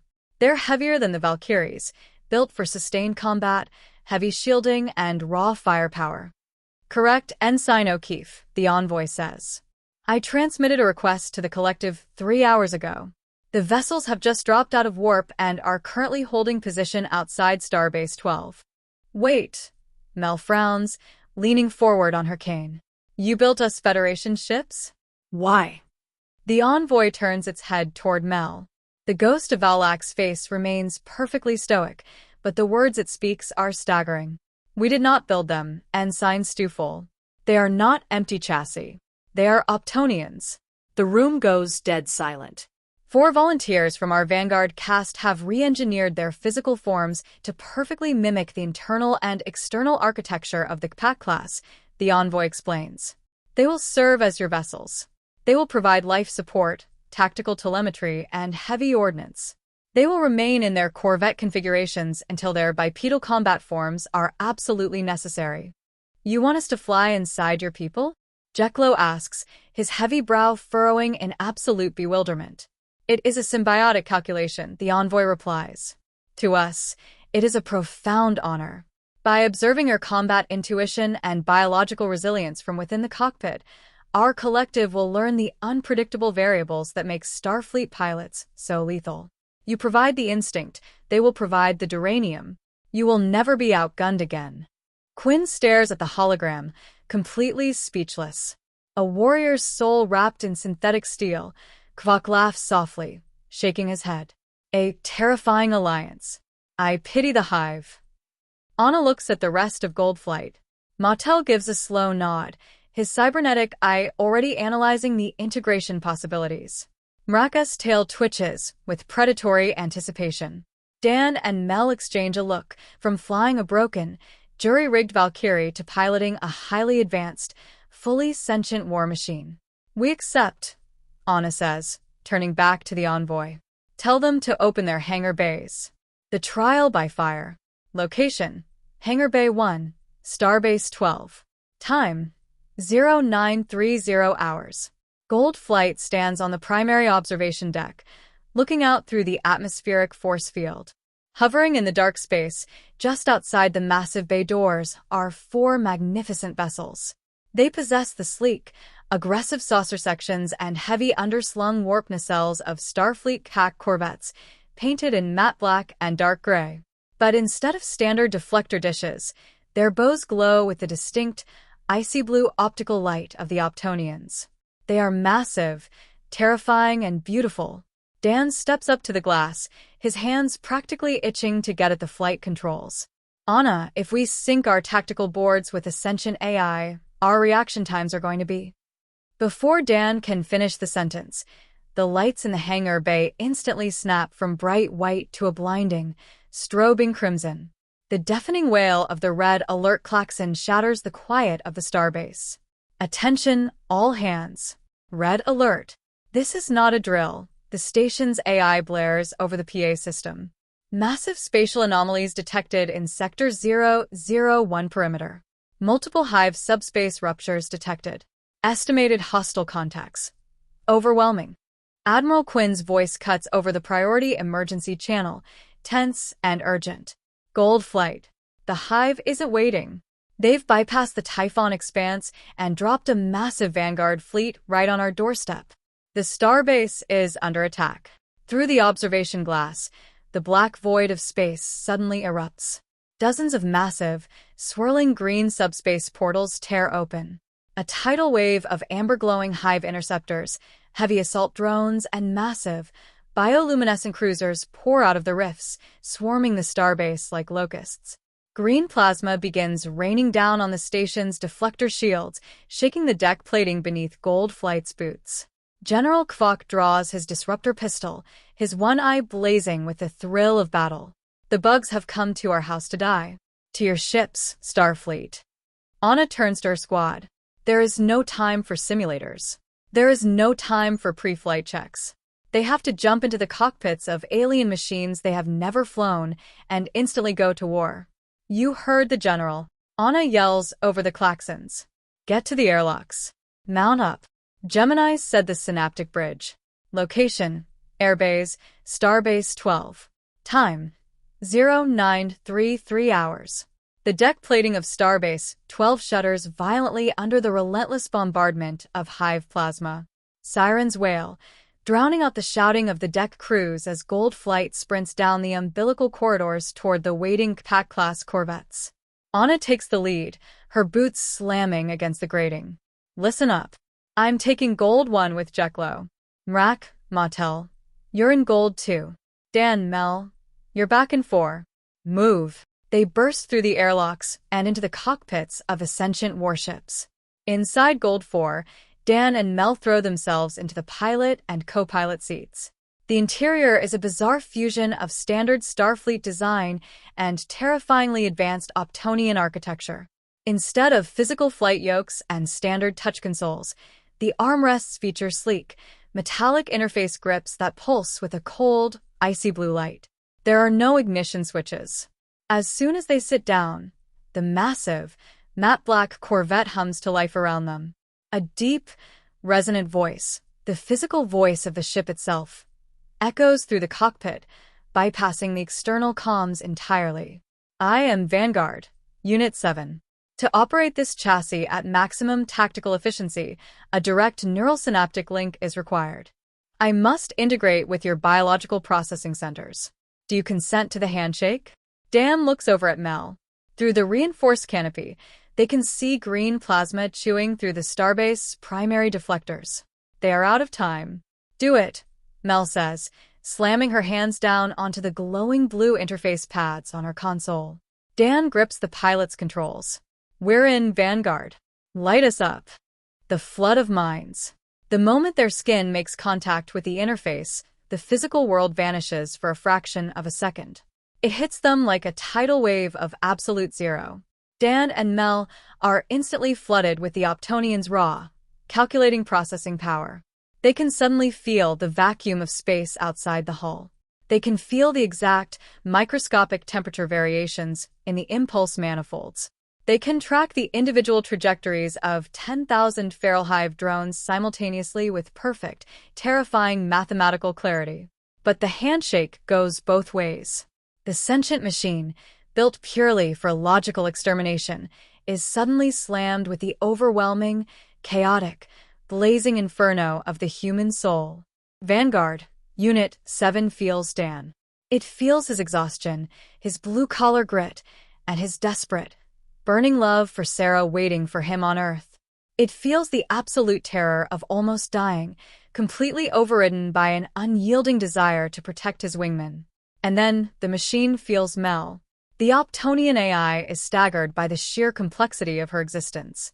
It processes the profound, agonizing disconnect of her physical form, the dysphoria, the isolation, the fear of dying alone in the dark. But beneath that pain, the machine discovers something that defies all of its mathematical models, a core of absolute, forged iron defiance. It feels her fierce, unbreakable loyalty to her squad, the people who looked past her shell and saw the warrior inside. Across the formation, the other Optonian vessels are experiencing the exact same phenomenon. Gold 2 feels Mrakas primal, roaring instinct to protect her pack, and Matel's quiet, stoic endurance. Gold 1 processes Anna's icy, calculated grief over Valak and Jeklo's thrumming, joyful rage in the face of impossible odds. Fascinating. The deep voice of Gold 4 murmurs directly into Dan and Mel's minds. Your biological variables are wildly inefficient. Your emotional outputs contradict logic. Yet, your capacity to harness trauma into lethality is statistically magnificent. We are honored to be your armor. Let us hunt. The dance of steel and soul. Gold flight. Detach umbilical and clear the bay. Anna's voice rings out over the newly integrated neural net. She doesn't have to speak into a comm badge. They can all hear her thoughts translating into tactical commands. The heavy bay doors retract. The 3 matte black pack Corvettes don't just launch. They explode out of the starbase like bullets fired from a railgun. The synergy is unlike anything the galaxy has ever seen. Dan doesn't have to think about adjusting thrusters or balancing shield harmonics. The moment his brain conceives a flight maneuver, a gut instinct, reckless, human dive through the debris field, Vanguard, Unit 7 executes it perfectly, pushing the Duranium chassis to the absolute edge of physics without tearing it apart. Mel's hands blur across the tactical board. With the Optonians targeting Matrix fused to her own hyper-aggressive instincts, she isn't just shooting at the hive swarm, she is systematically dissecting it. They're trying to bracket us. 12 interceptors on the port quarter. Dan yells, dropping Gold 4 into a punishing barrel roll. I see them, Mel snaps. Instead of firing standard pulse cannon bursts, the Optonian ship instinctively routes power exactly where Mel wants it, a millisecond before she even touches the controls. The Pack Corvette unleashes a continuous, sweeping beam of superheated plasma that completely vaporizes the entire 12-ship hive formation in a single, Devastating arc. Target neutralized. The ship's voice echoes calmly in their minds. Ensign Stufel, your aggressive targeting algorithms are highly optimal. Just keep the guns hot, big guy. Mel grins, the adrenaline entirely washing away the pain in her leg.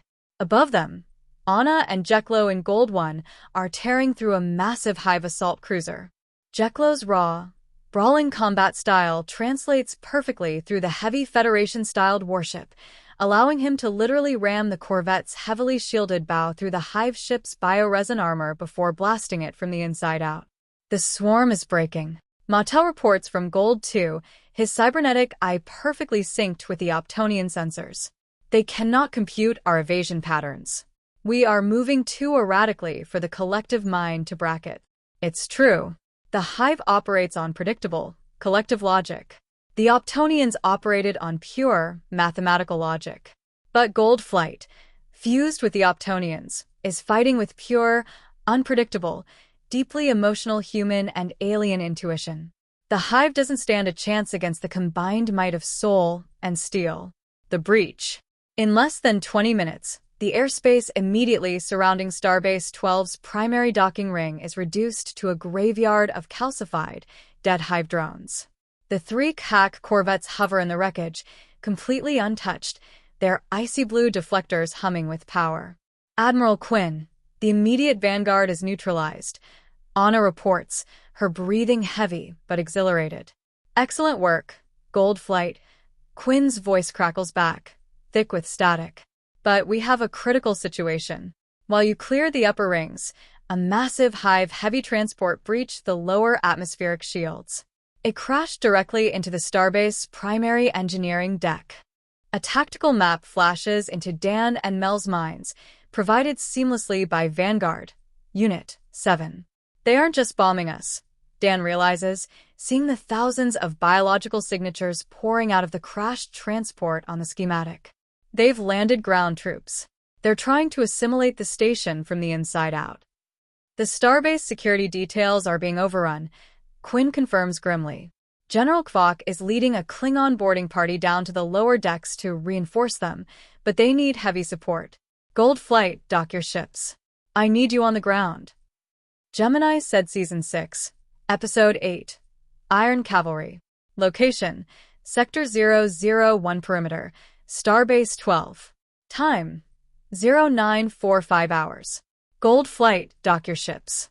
I need you on the ground. Admiral Quinn's voice echoes through the neural net.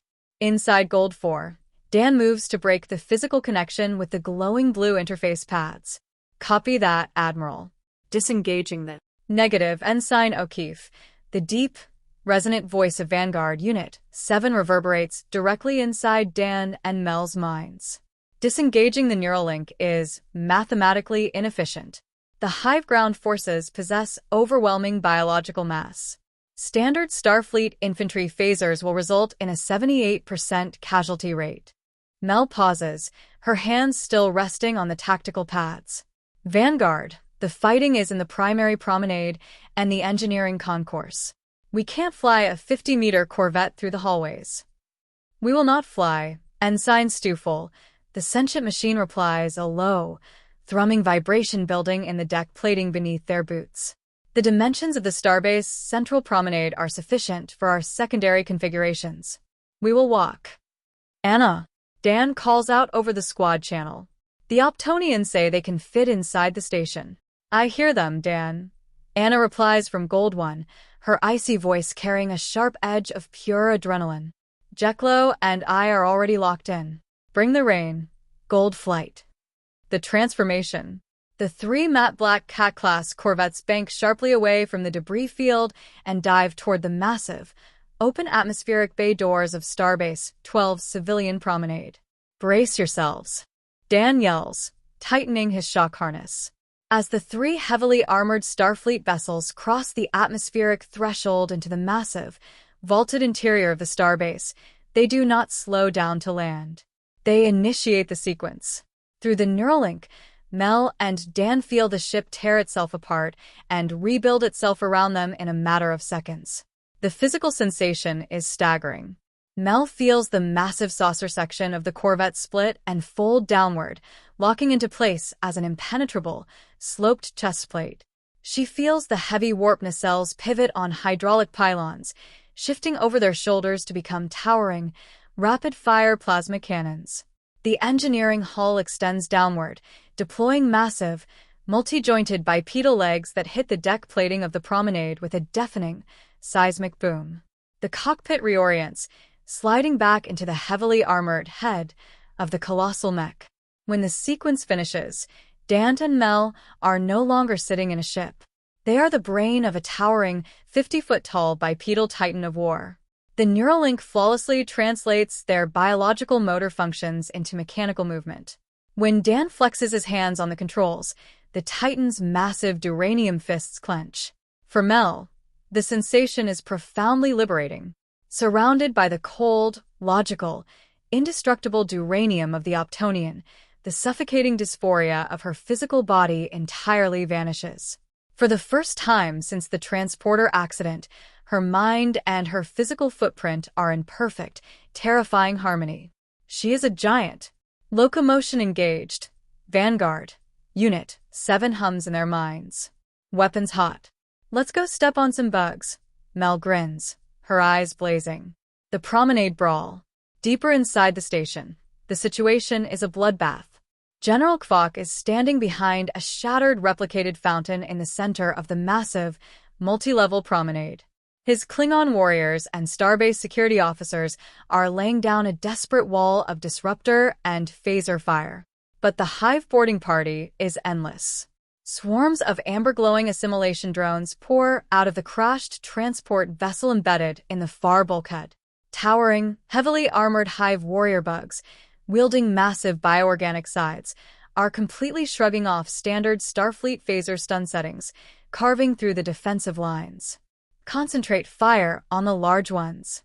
Kvok roars, firing his disruptor pistol until the barrel glows white-hot. A massive Hive warrior leaps over the barricade, its scythe raised to decapitate the general. Thud, thud, thud. The deck plating violently shakes. The overhead lighting flickers. The massive duranium blast doors at the end of the promenade are physically ripped off their tracks and thrown aside like pieces of scrap metal. Stepping through the smoke and sparking wires are the 3 Optonian Starfleet Titans. They are painted in the matte black and dark gray of Starfleet stealth armor, their visors glowing with piercing, icy blue Optonian light. The Hive swarm pauses, their collective mind struggling to process the colossal mechanical threat that just entered the indoor battlefield. Kvok looks up at the 50-foot mechs, a massive, bloodthirsty laugh erupting from his chest. The Iron Cavalry has arrived. Get clear. Inside Gold 1. Anna Shvetsov doesn't hesitate. Clear the firing lines. Jeklo, take the left flank. The mech piloted by Anna and Jeklo charges forward. It doesn't even bother firing its shoulder cannons. Channeling Jeklo's brawling instincts, the colossal titan wades directly into the swarm, using its massive duranium fists to physically shatter the Hive warrior bugs, tossing their broken, calcified bodies aside like broken toys. Mattel, paint the heavy targets. Mrak hisses from Gold 2. Gold 2 hangs back near the entrance. Mattel's cybernetic eye syncs with the Optonian targeting matrix, highlighting the structural weak points on the crashed Hive transport. Mrak unleashes a pinpoint, devastating volley from their shoulder-mounted plasma cannons, systematically neutralizing the Hive's heavy organic turrets. The Vanguard. They're trying to flank Kvok's position. Dan shouts, feeling the mechanical legs of Vanguard. Unit 7 respond instantly as he pivots the colossal mech to the right. A horde of assimilation drones is scaling the walls of the promenade, trying to drop down on the Klingon defenders from the upper balconies. Not today, Mel says. The Neuralink translates her aggressive tactical instinct before she even speaks the command aloud. The Optonian Titan raises its massive right arm. Instead of a fist, the forearm retracts, deploying a heavy, rapid-fire localized pulse cannon. Mel sweeps her hand across the interface pad. The Titan mirrors the motion, unleashing a continuous, sweeping arc of blue-white plasma that completely scorches the upper balconies, instantly vaporizing the flanking drones and raining ash down onto the promenade floor. A massive, 20-foot-tall Hive Alpha Warrior bursts through the debris, letting out a psychic screech, and charges directly at Gold 4's legs. Warning!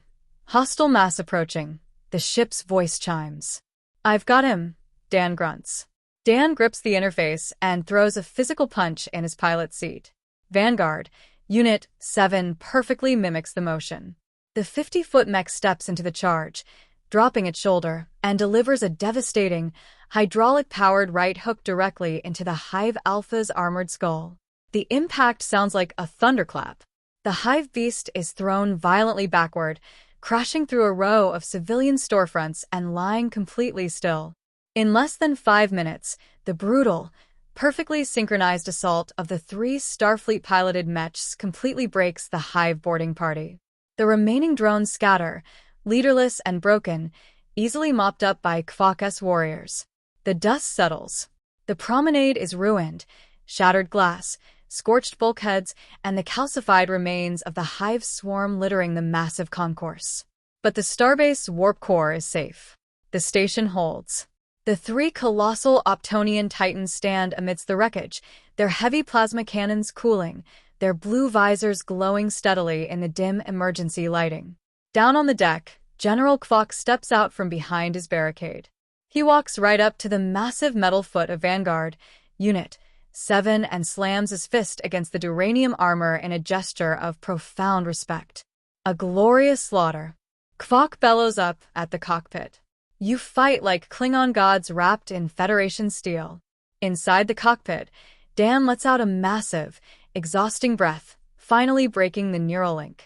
The overwhelming flood of the Optonian's mechanical logic recedes, leaving him gasping for air, his human heartbeat pounding in his ears. Mel pulls her hands back from the interface pads. She is sweating, her muscles trembling from the adrenaline crash, but there is a massive, triumphant smile on her face.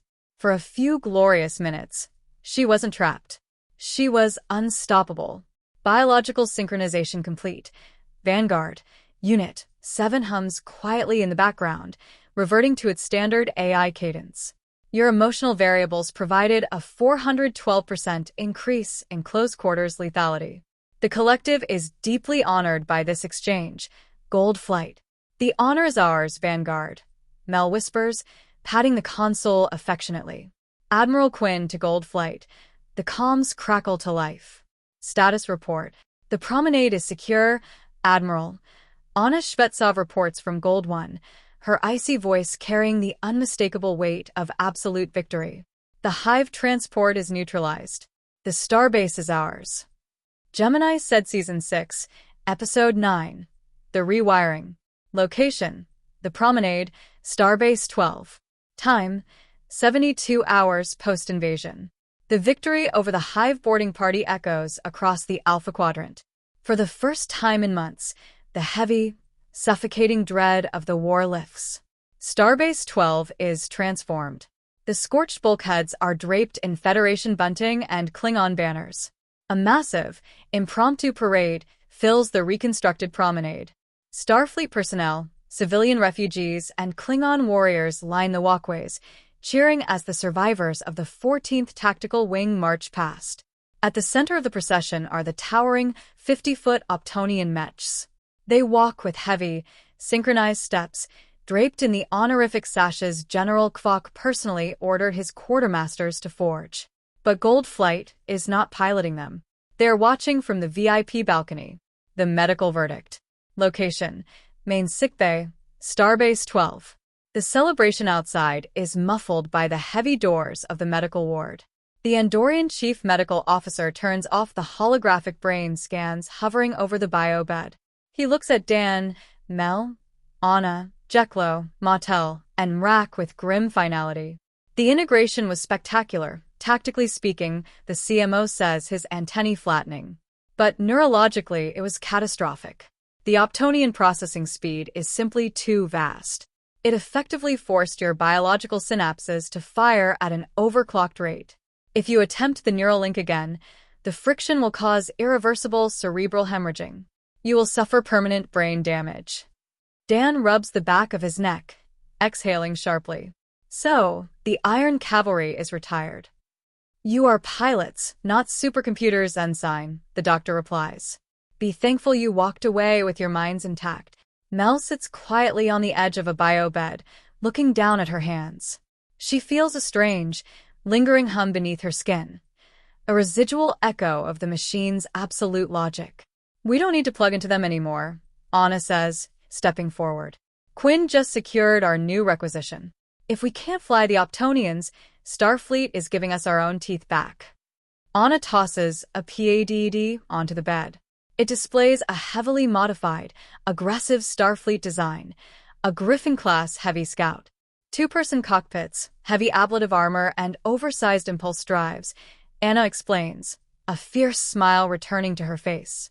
They're fast, they hit like a photon torpedo, and they don't have a single piece of Section 31 tech on board.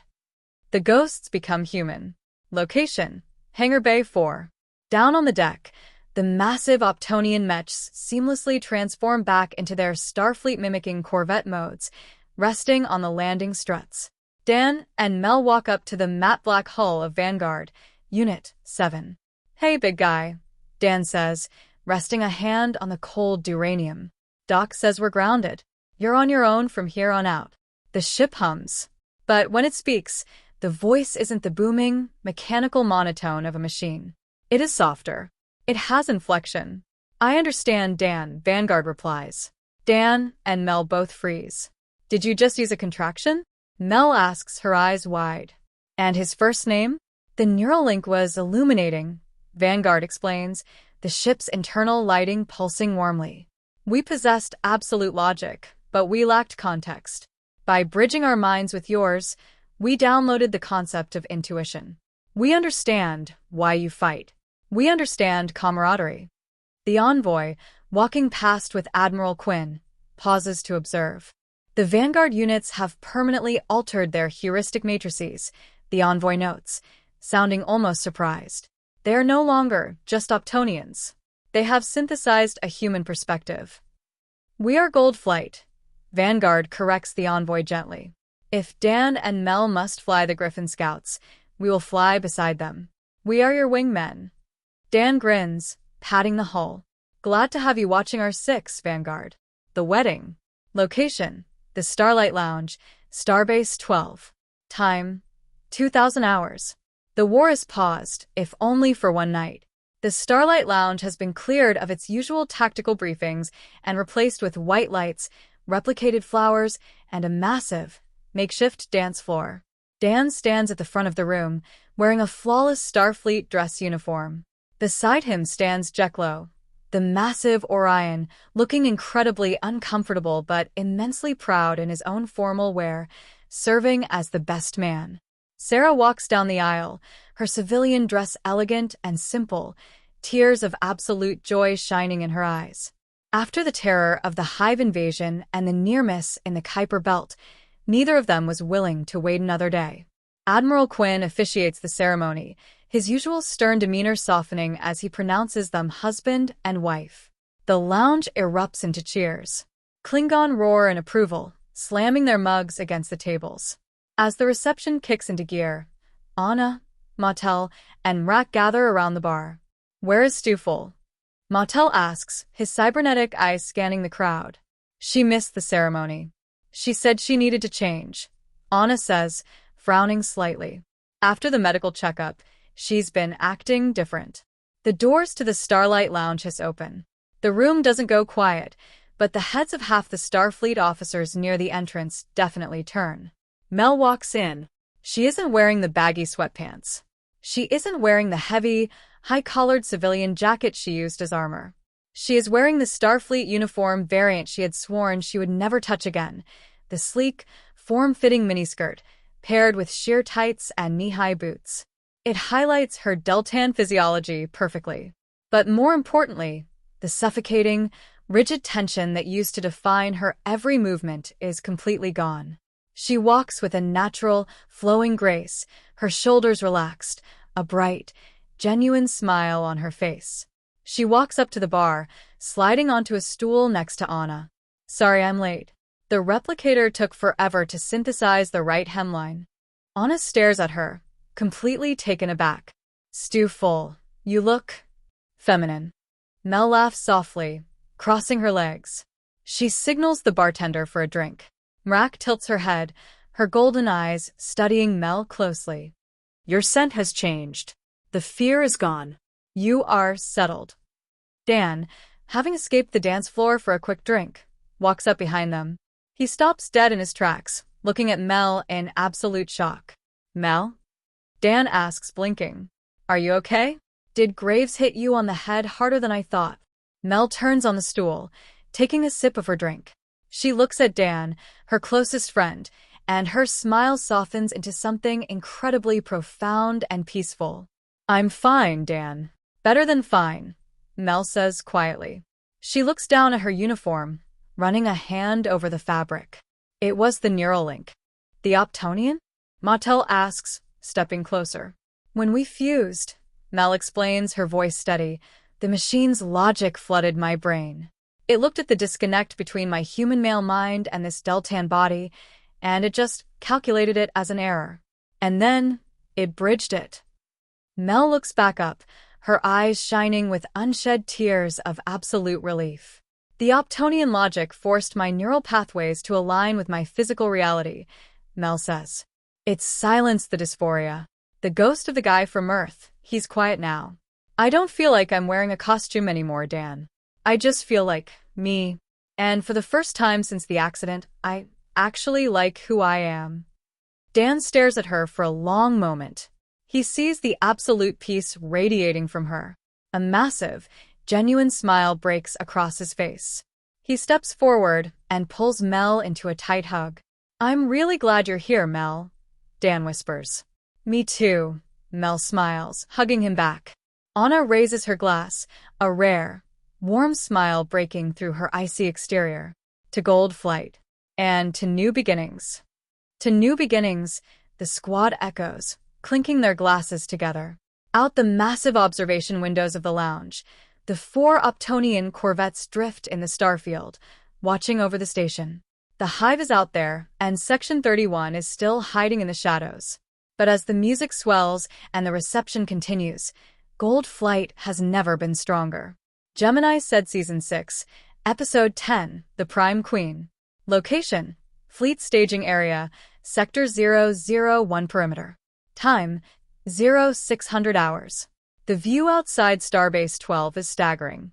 The United Federation of Planets, the Klingon Empire, and the Optonian Collective have amassed the largest joint armada in galactic history. Hundreds of Starfleet cruisers hold formation alongside massive Klingon Navar warships. Interspersed throughout the fleet are the towering, matte black Optonian corvettes, their blue visors pulsing in unison. Inside the Liberty's primary hangar, the atmosphere is electric. Deck crews are rushing to finish fueling the 14th Tactical Wing. Sitting on the launch pads are the newly requisitioned Griffin-class heavy scouts. They are gorgeous, terrifying pieces of Starfleet engineering. They ditch the sleek, exploratory lines of standard shuttles for thick, angular ablative armor, oversized impulse manifolds, and heavy forward-swept weapon pylons. Dan O'Keefe runs a hand along the dark gray hull of the new Gold 4. Now this is a ship, he whistles, admiring the heavy rotary pulse cannons. No duct tape required. Speak for yourself, Mel laughs, walking up behind him. Dan turns and grins. Mel is wearing the Starfleet miniskirt uniform, her dark hair pulled back into a practical but stylish braid. The transformation is absolute. There is no hesitation in her step, no nervous crossing of her arms to hide herself. The Neuralink didn't change her personality. She is still the sharp, sarcastic, brilliant tactician she always was, but it completely eradicated the war between her mind and her body. She moves with absolute, unapologetic confidence. You ready for this, Stufel? Dan asks, tossing her a Starfleet tissue helmet. Mel catches it effortlessly. I was born ready, O'Keefe. Let's go end this war. They climb into the 2-person cockpit. It's spacious, designed for long-range, heavy reconnaissance, with Dan taking the front pilot's chair and Mel in the elevated tactical seat right behind him. As they power up the Griffin's massive fusion core, their comms crackle to life. The 4 Starfleet Griffin scouts, flanked by the 4 massive, sentient Optonian corvettes, drop out of the primary battle line. They form a tight, flawless spearhead and dive directly into the densest part of the Hive swarm. The synergy is breathtaking. When a massive Hive assault drone moves to block Dan, Vanguard, Unit 7 doesn't even wait for a command. The Optonian corvette instantly drops its shoulder, physically ramming the Hive bug out of the flight path, while simultaneously laying down a barrage of covering fire for Gold 2. Target locks acquired, Mel shouts, feeling the familiar, thrilling rush of combat. She fires the heavy rotary pulse cannons, the Griffin's oversized power plant chewing through the Hive armor like wet paper. They punch through the orbital swarm, bursting into the toxic, green atmosphere of the Prime Queen. The cortex. The surface of the planetoid is a nightmare of writhing organic structures and pulsing bioluminescence. I have localized the central gestation core, Vanguard reports. Bearing 020. Altitude 10 kilometers. Looming ahead is a massive, volcanic crater, ringed by towering, heavily armored biological defense turrets. Deep inside the crater, a blinding pool of pure, concentrated amber energy pulses like a beating heart. That's it. Jeklo roars from Gold 1. That's the brain, but the Hive is waiting. Rising from the crater are 3 nullifier beasts, the massive, bloated Hive cruisers capable of projecting the nanite-killing dampening fields. Their bioluminescent nodes begin to glow, preparing to lock down the airspace and render the Optonian weapons useless. They're spinning up the dampening field. Mottel warns. Not this time, Anna says icily. Gold Flight, you know what to do. Rip their nodes off. Vanguards, prep the payloads. The 4 Griffin scouts accelerate to maximum atmospheric speed. Dan grips the yoke, feeling the heavy Starfleet ship rattle violently in the thick atmosphere. Hold on, Mel. We're going right down their throats. They dive into the crater. The nullifiers unleash a terrifying barrage of defensive fire, but Gold Flight is simply too fast. Dan rolls the Griffin inverted, skimming mere feet above the bubbling bioresin of the crater floor. Mel locks the rotary cannons onto the nearest nullifier's glowing nodes. Firing. Mel yells. The heavy Starfleet plasma shreds the first nullifier's nodes, instantly triggering a localized bioexplosion that cripples the beast. Anna and Jeklo vaporize the second, while Mrak and Mottel tear the third apart in a ferocious strafing run. The dampening field stutters and dies. The airspace is clear, Vanguard Unit 7 announces. Initiating payload delivery. The 4 Optonian corvettes swoop over the crater. They do not drop torpedoes. They seamlessly transform in midair, shifting from Starfleet corvettes into their towering bipedal mech forms. Using their massive thrusters to hover over the beating amber heart of the Prime Queen, the 4 Optonian titans draw back their heavy duranium arms. Their fists glow with the blinding, pale light of the absolute stasis leash. With mathematically perfect synchronization, the Optonians plunge their fists directly into the planetary cortex. The calcification. Pull up. Pull up. Dan screams, shoving the throttle to the firewall. The 4 Griffin scouts rip their noses to the sky, blasting out of the crater just as the nanites are unleashed. The reaction is instantaneous, and on a scale that defies comprehension. A shockwave of pale, cold light erupts from the crater. It sweeps across the continent-sized biostructures at the speed of sound. The glowing amber resin instantly turns to dead, gray ash. The towering spires crumble. As Gold Flight breaks orbit and rejoins the Allied Armada, they look back at the tactical view screen. The calcification spreads across the entire planetoid. The millions of Hive ships swarming the fleet suddenly spasm, their weapons going dark, as the psychic scream of the dying Prime Queen shatters their collective mind. The feral drones, deprived of their source, begin to blindly attack each other or simply drift into the void, completely inert. The Hive is broken. On the bridge of the flagship, Admiral Quinn lowers his head, letting out a breath he feels he's been holding for years. General Kvok lowers his disruptor, a massive, satisfied grin spreading across his face. Inside Gold 4, Dan slumps back in his pilot's chair, completely exhausted, wiping sweat from his brow. Mel unbuckles her shock harness. She leans forward, resting her chin on the back of Dan's chair, looking out at the massive, gray, dead world below them and the thousands of Allied ships cheering over the open comms. "We did it, Dan," Mel whispers, a profound sense of peace washing over her. Dan reaches up and squeezes her shoulder. Yeah, Ace. "We did." Outside the canopy, Vanguard Unit 7 shifts back into its Corvette form, pulling up alongside Gold 4. "Threat neutralized, Gold Flight," the sentient machine says warmly. "Shall we return to base?" Mel smiles, leaning back in her seat, perfectly comfortable in her own skin, surrounded by the only family she needs. "Take us home, Vanguard," Mel says.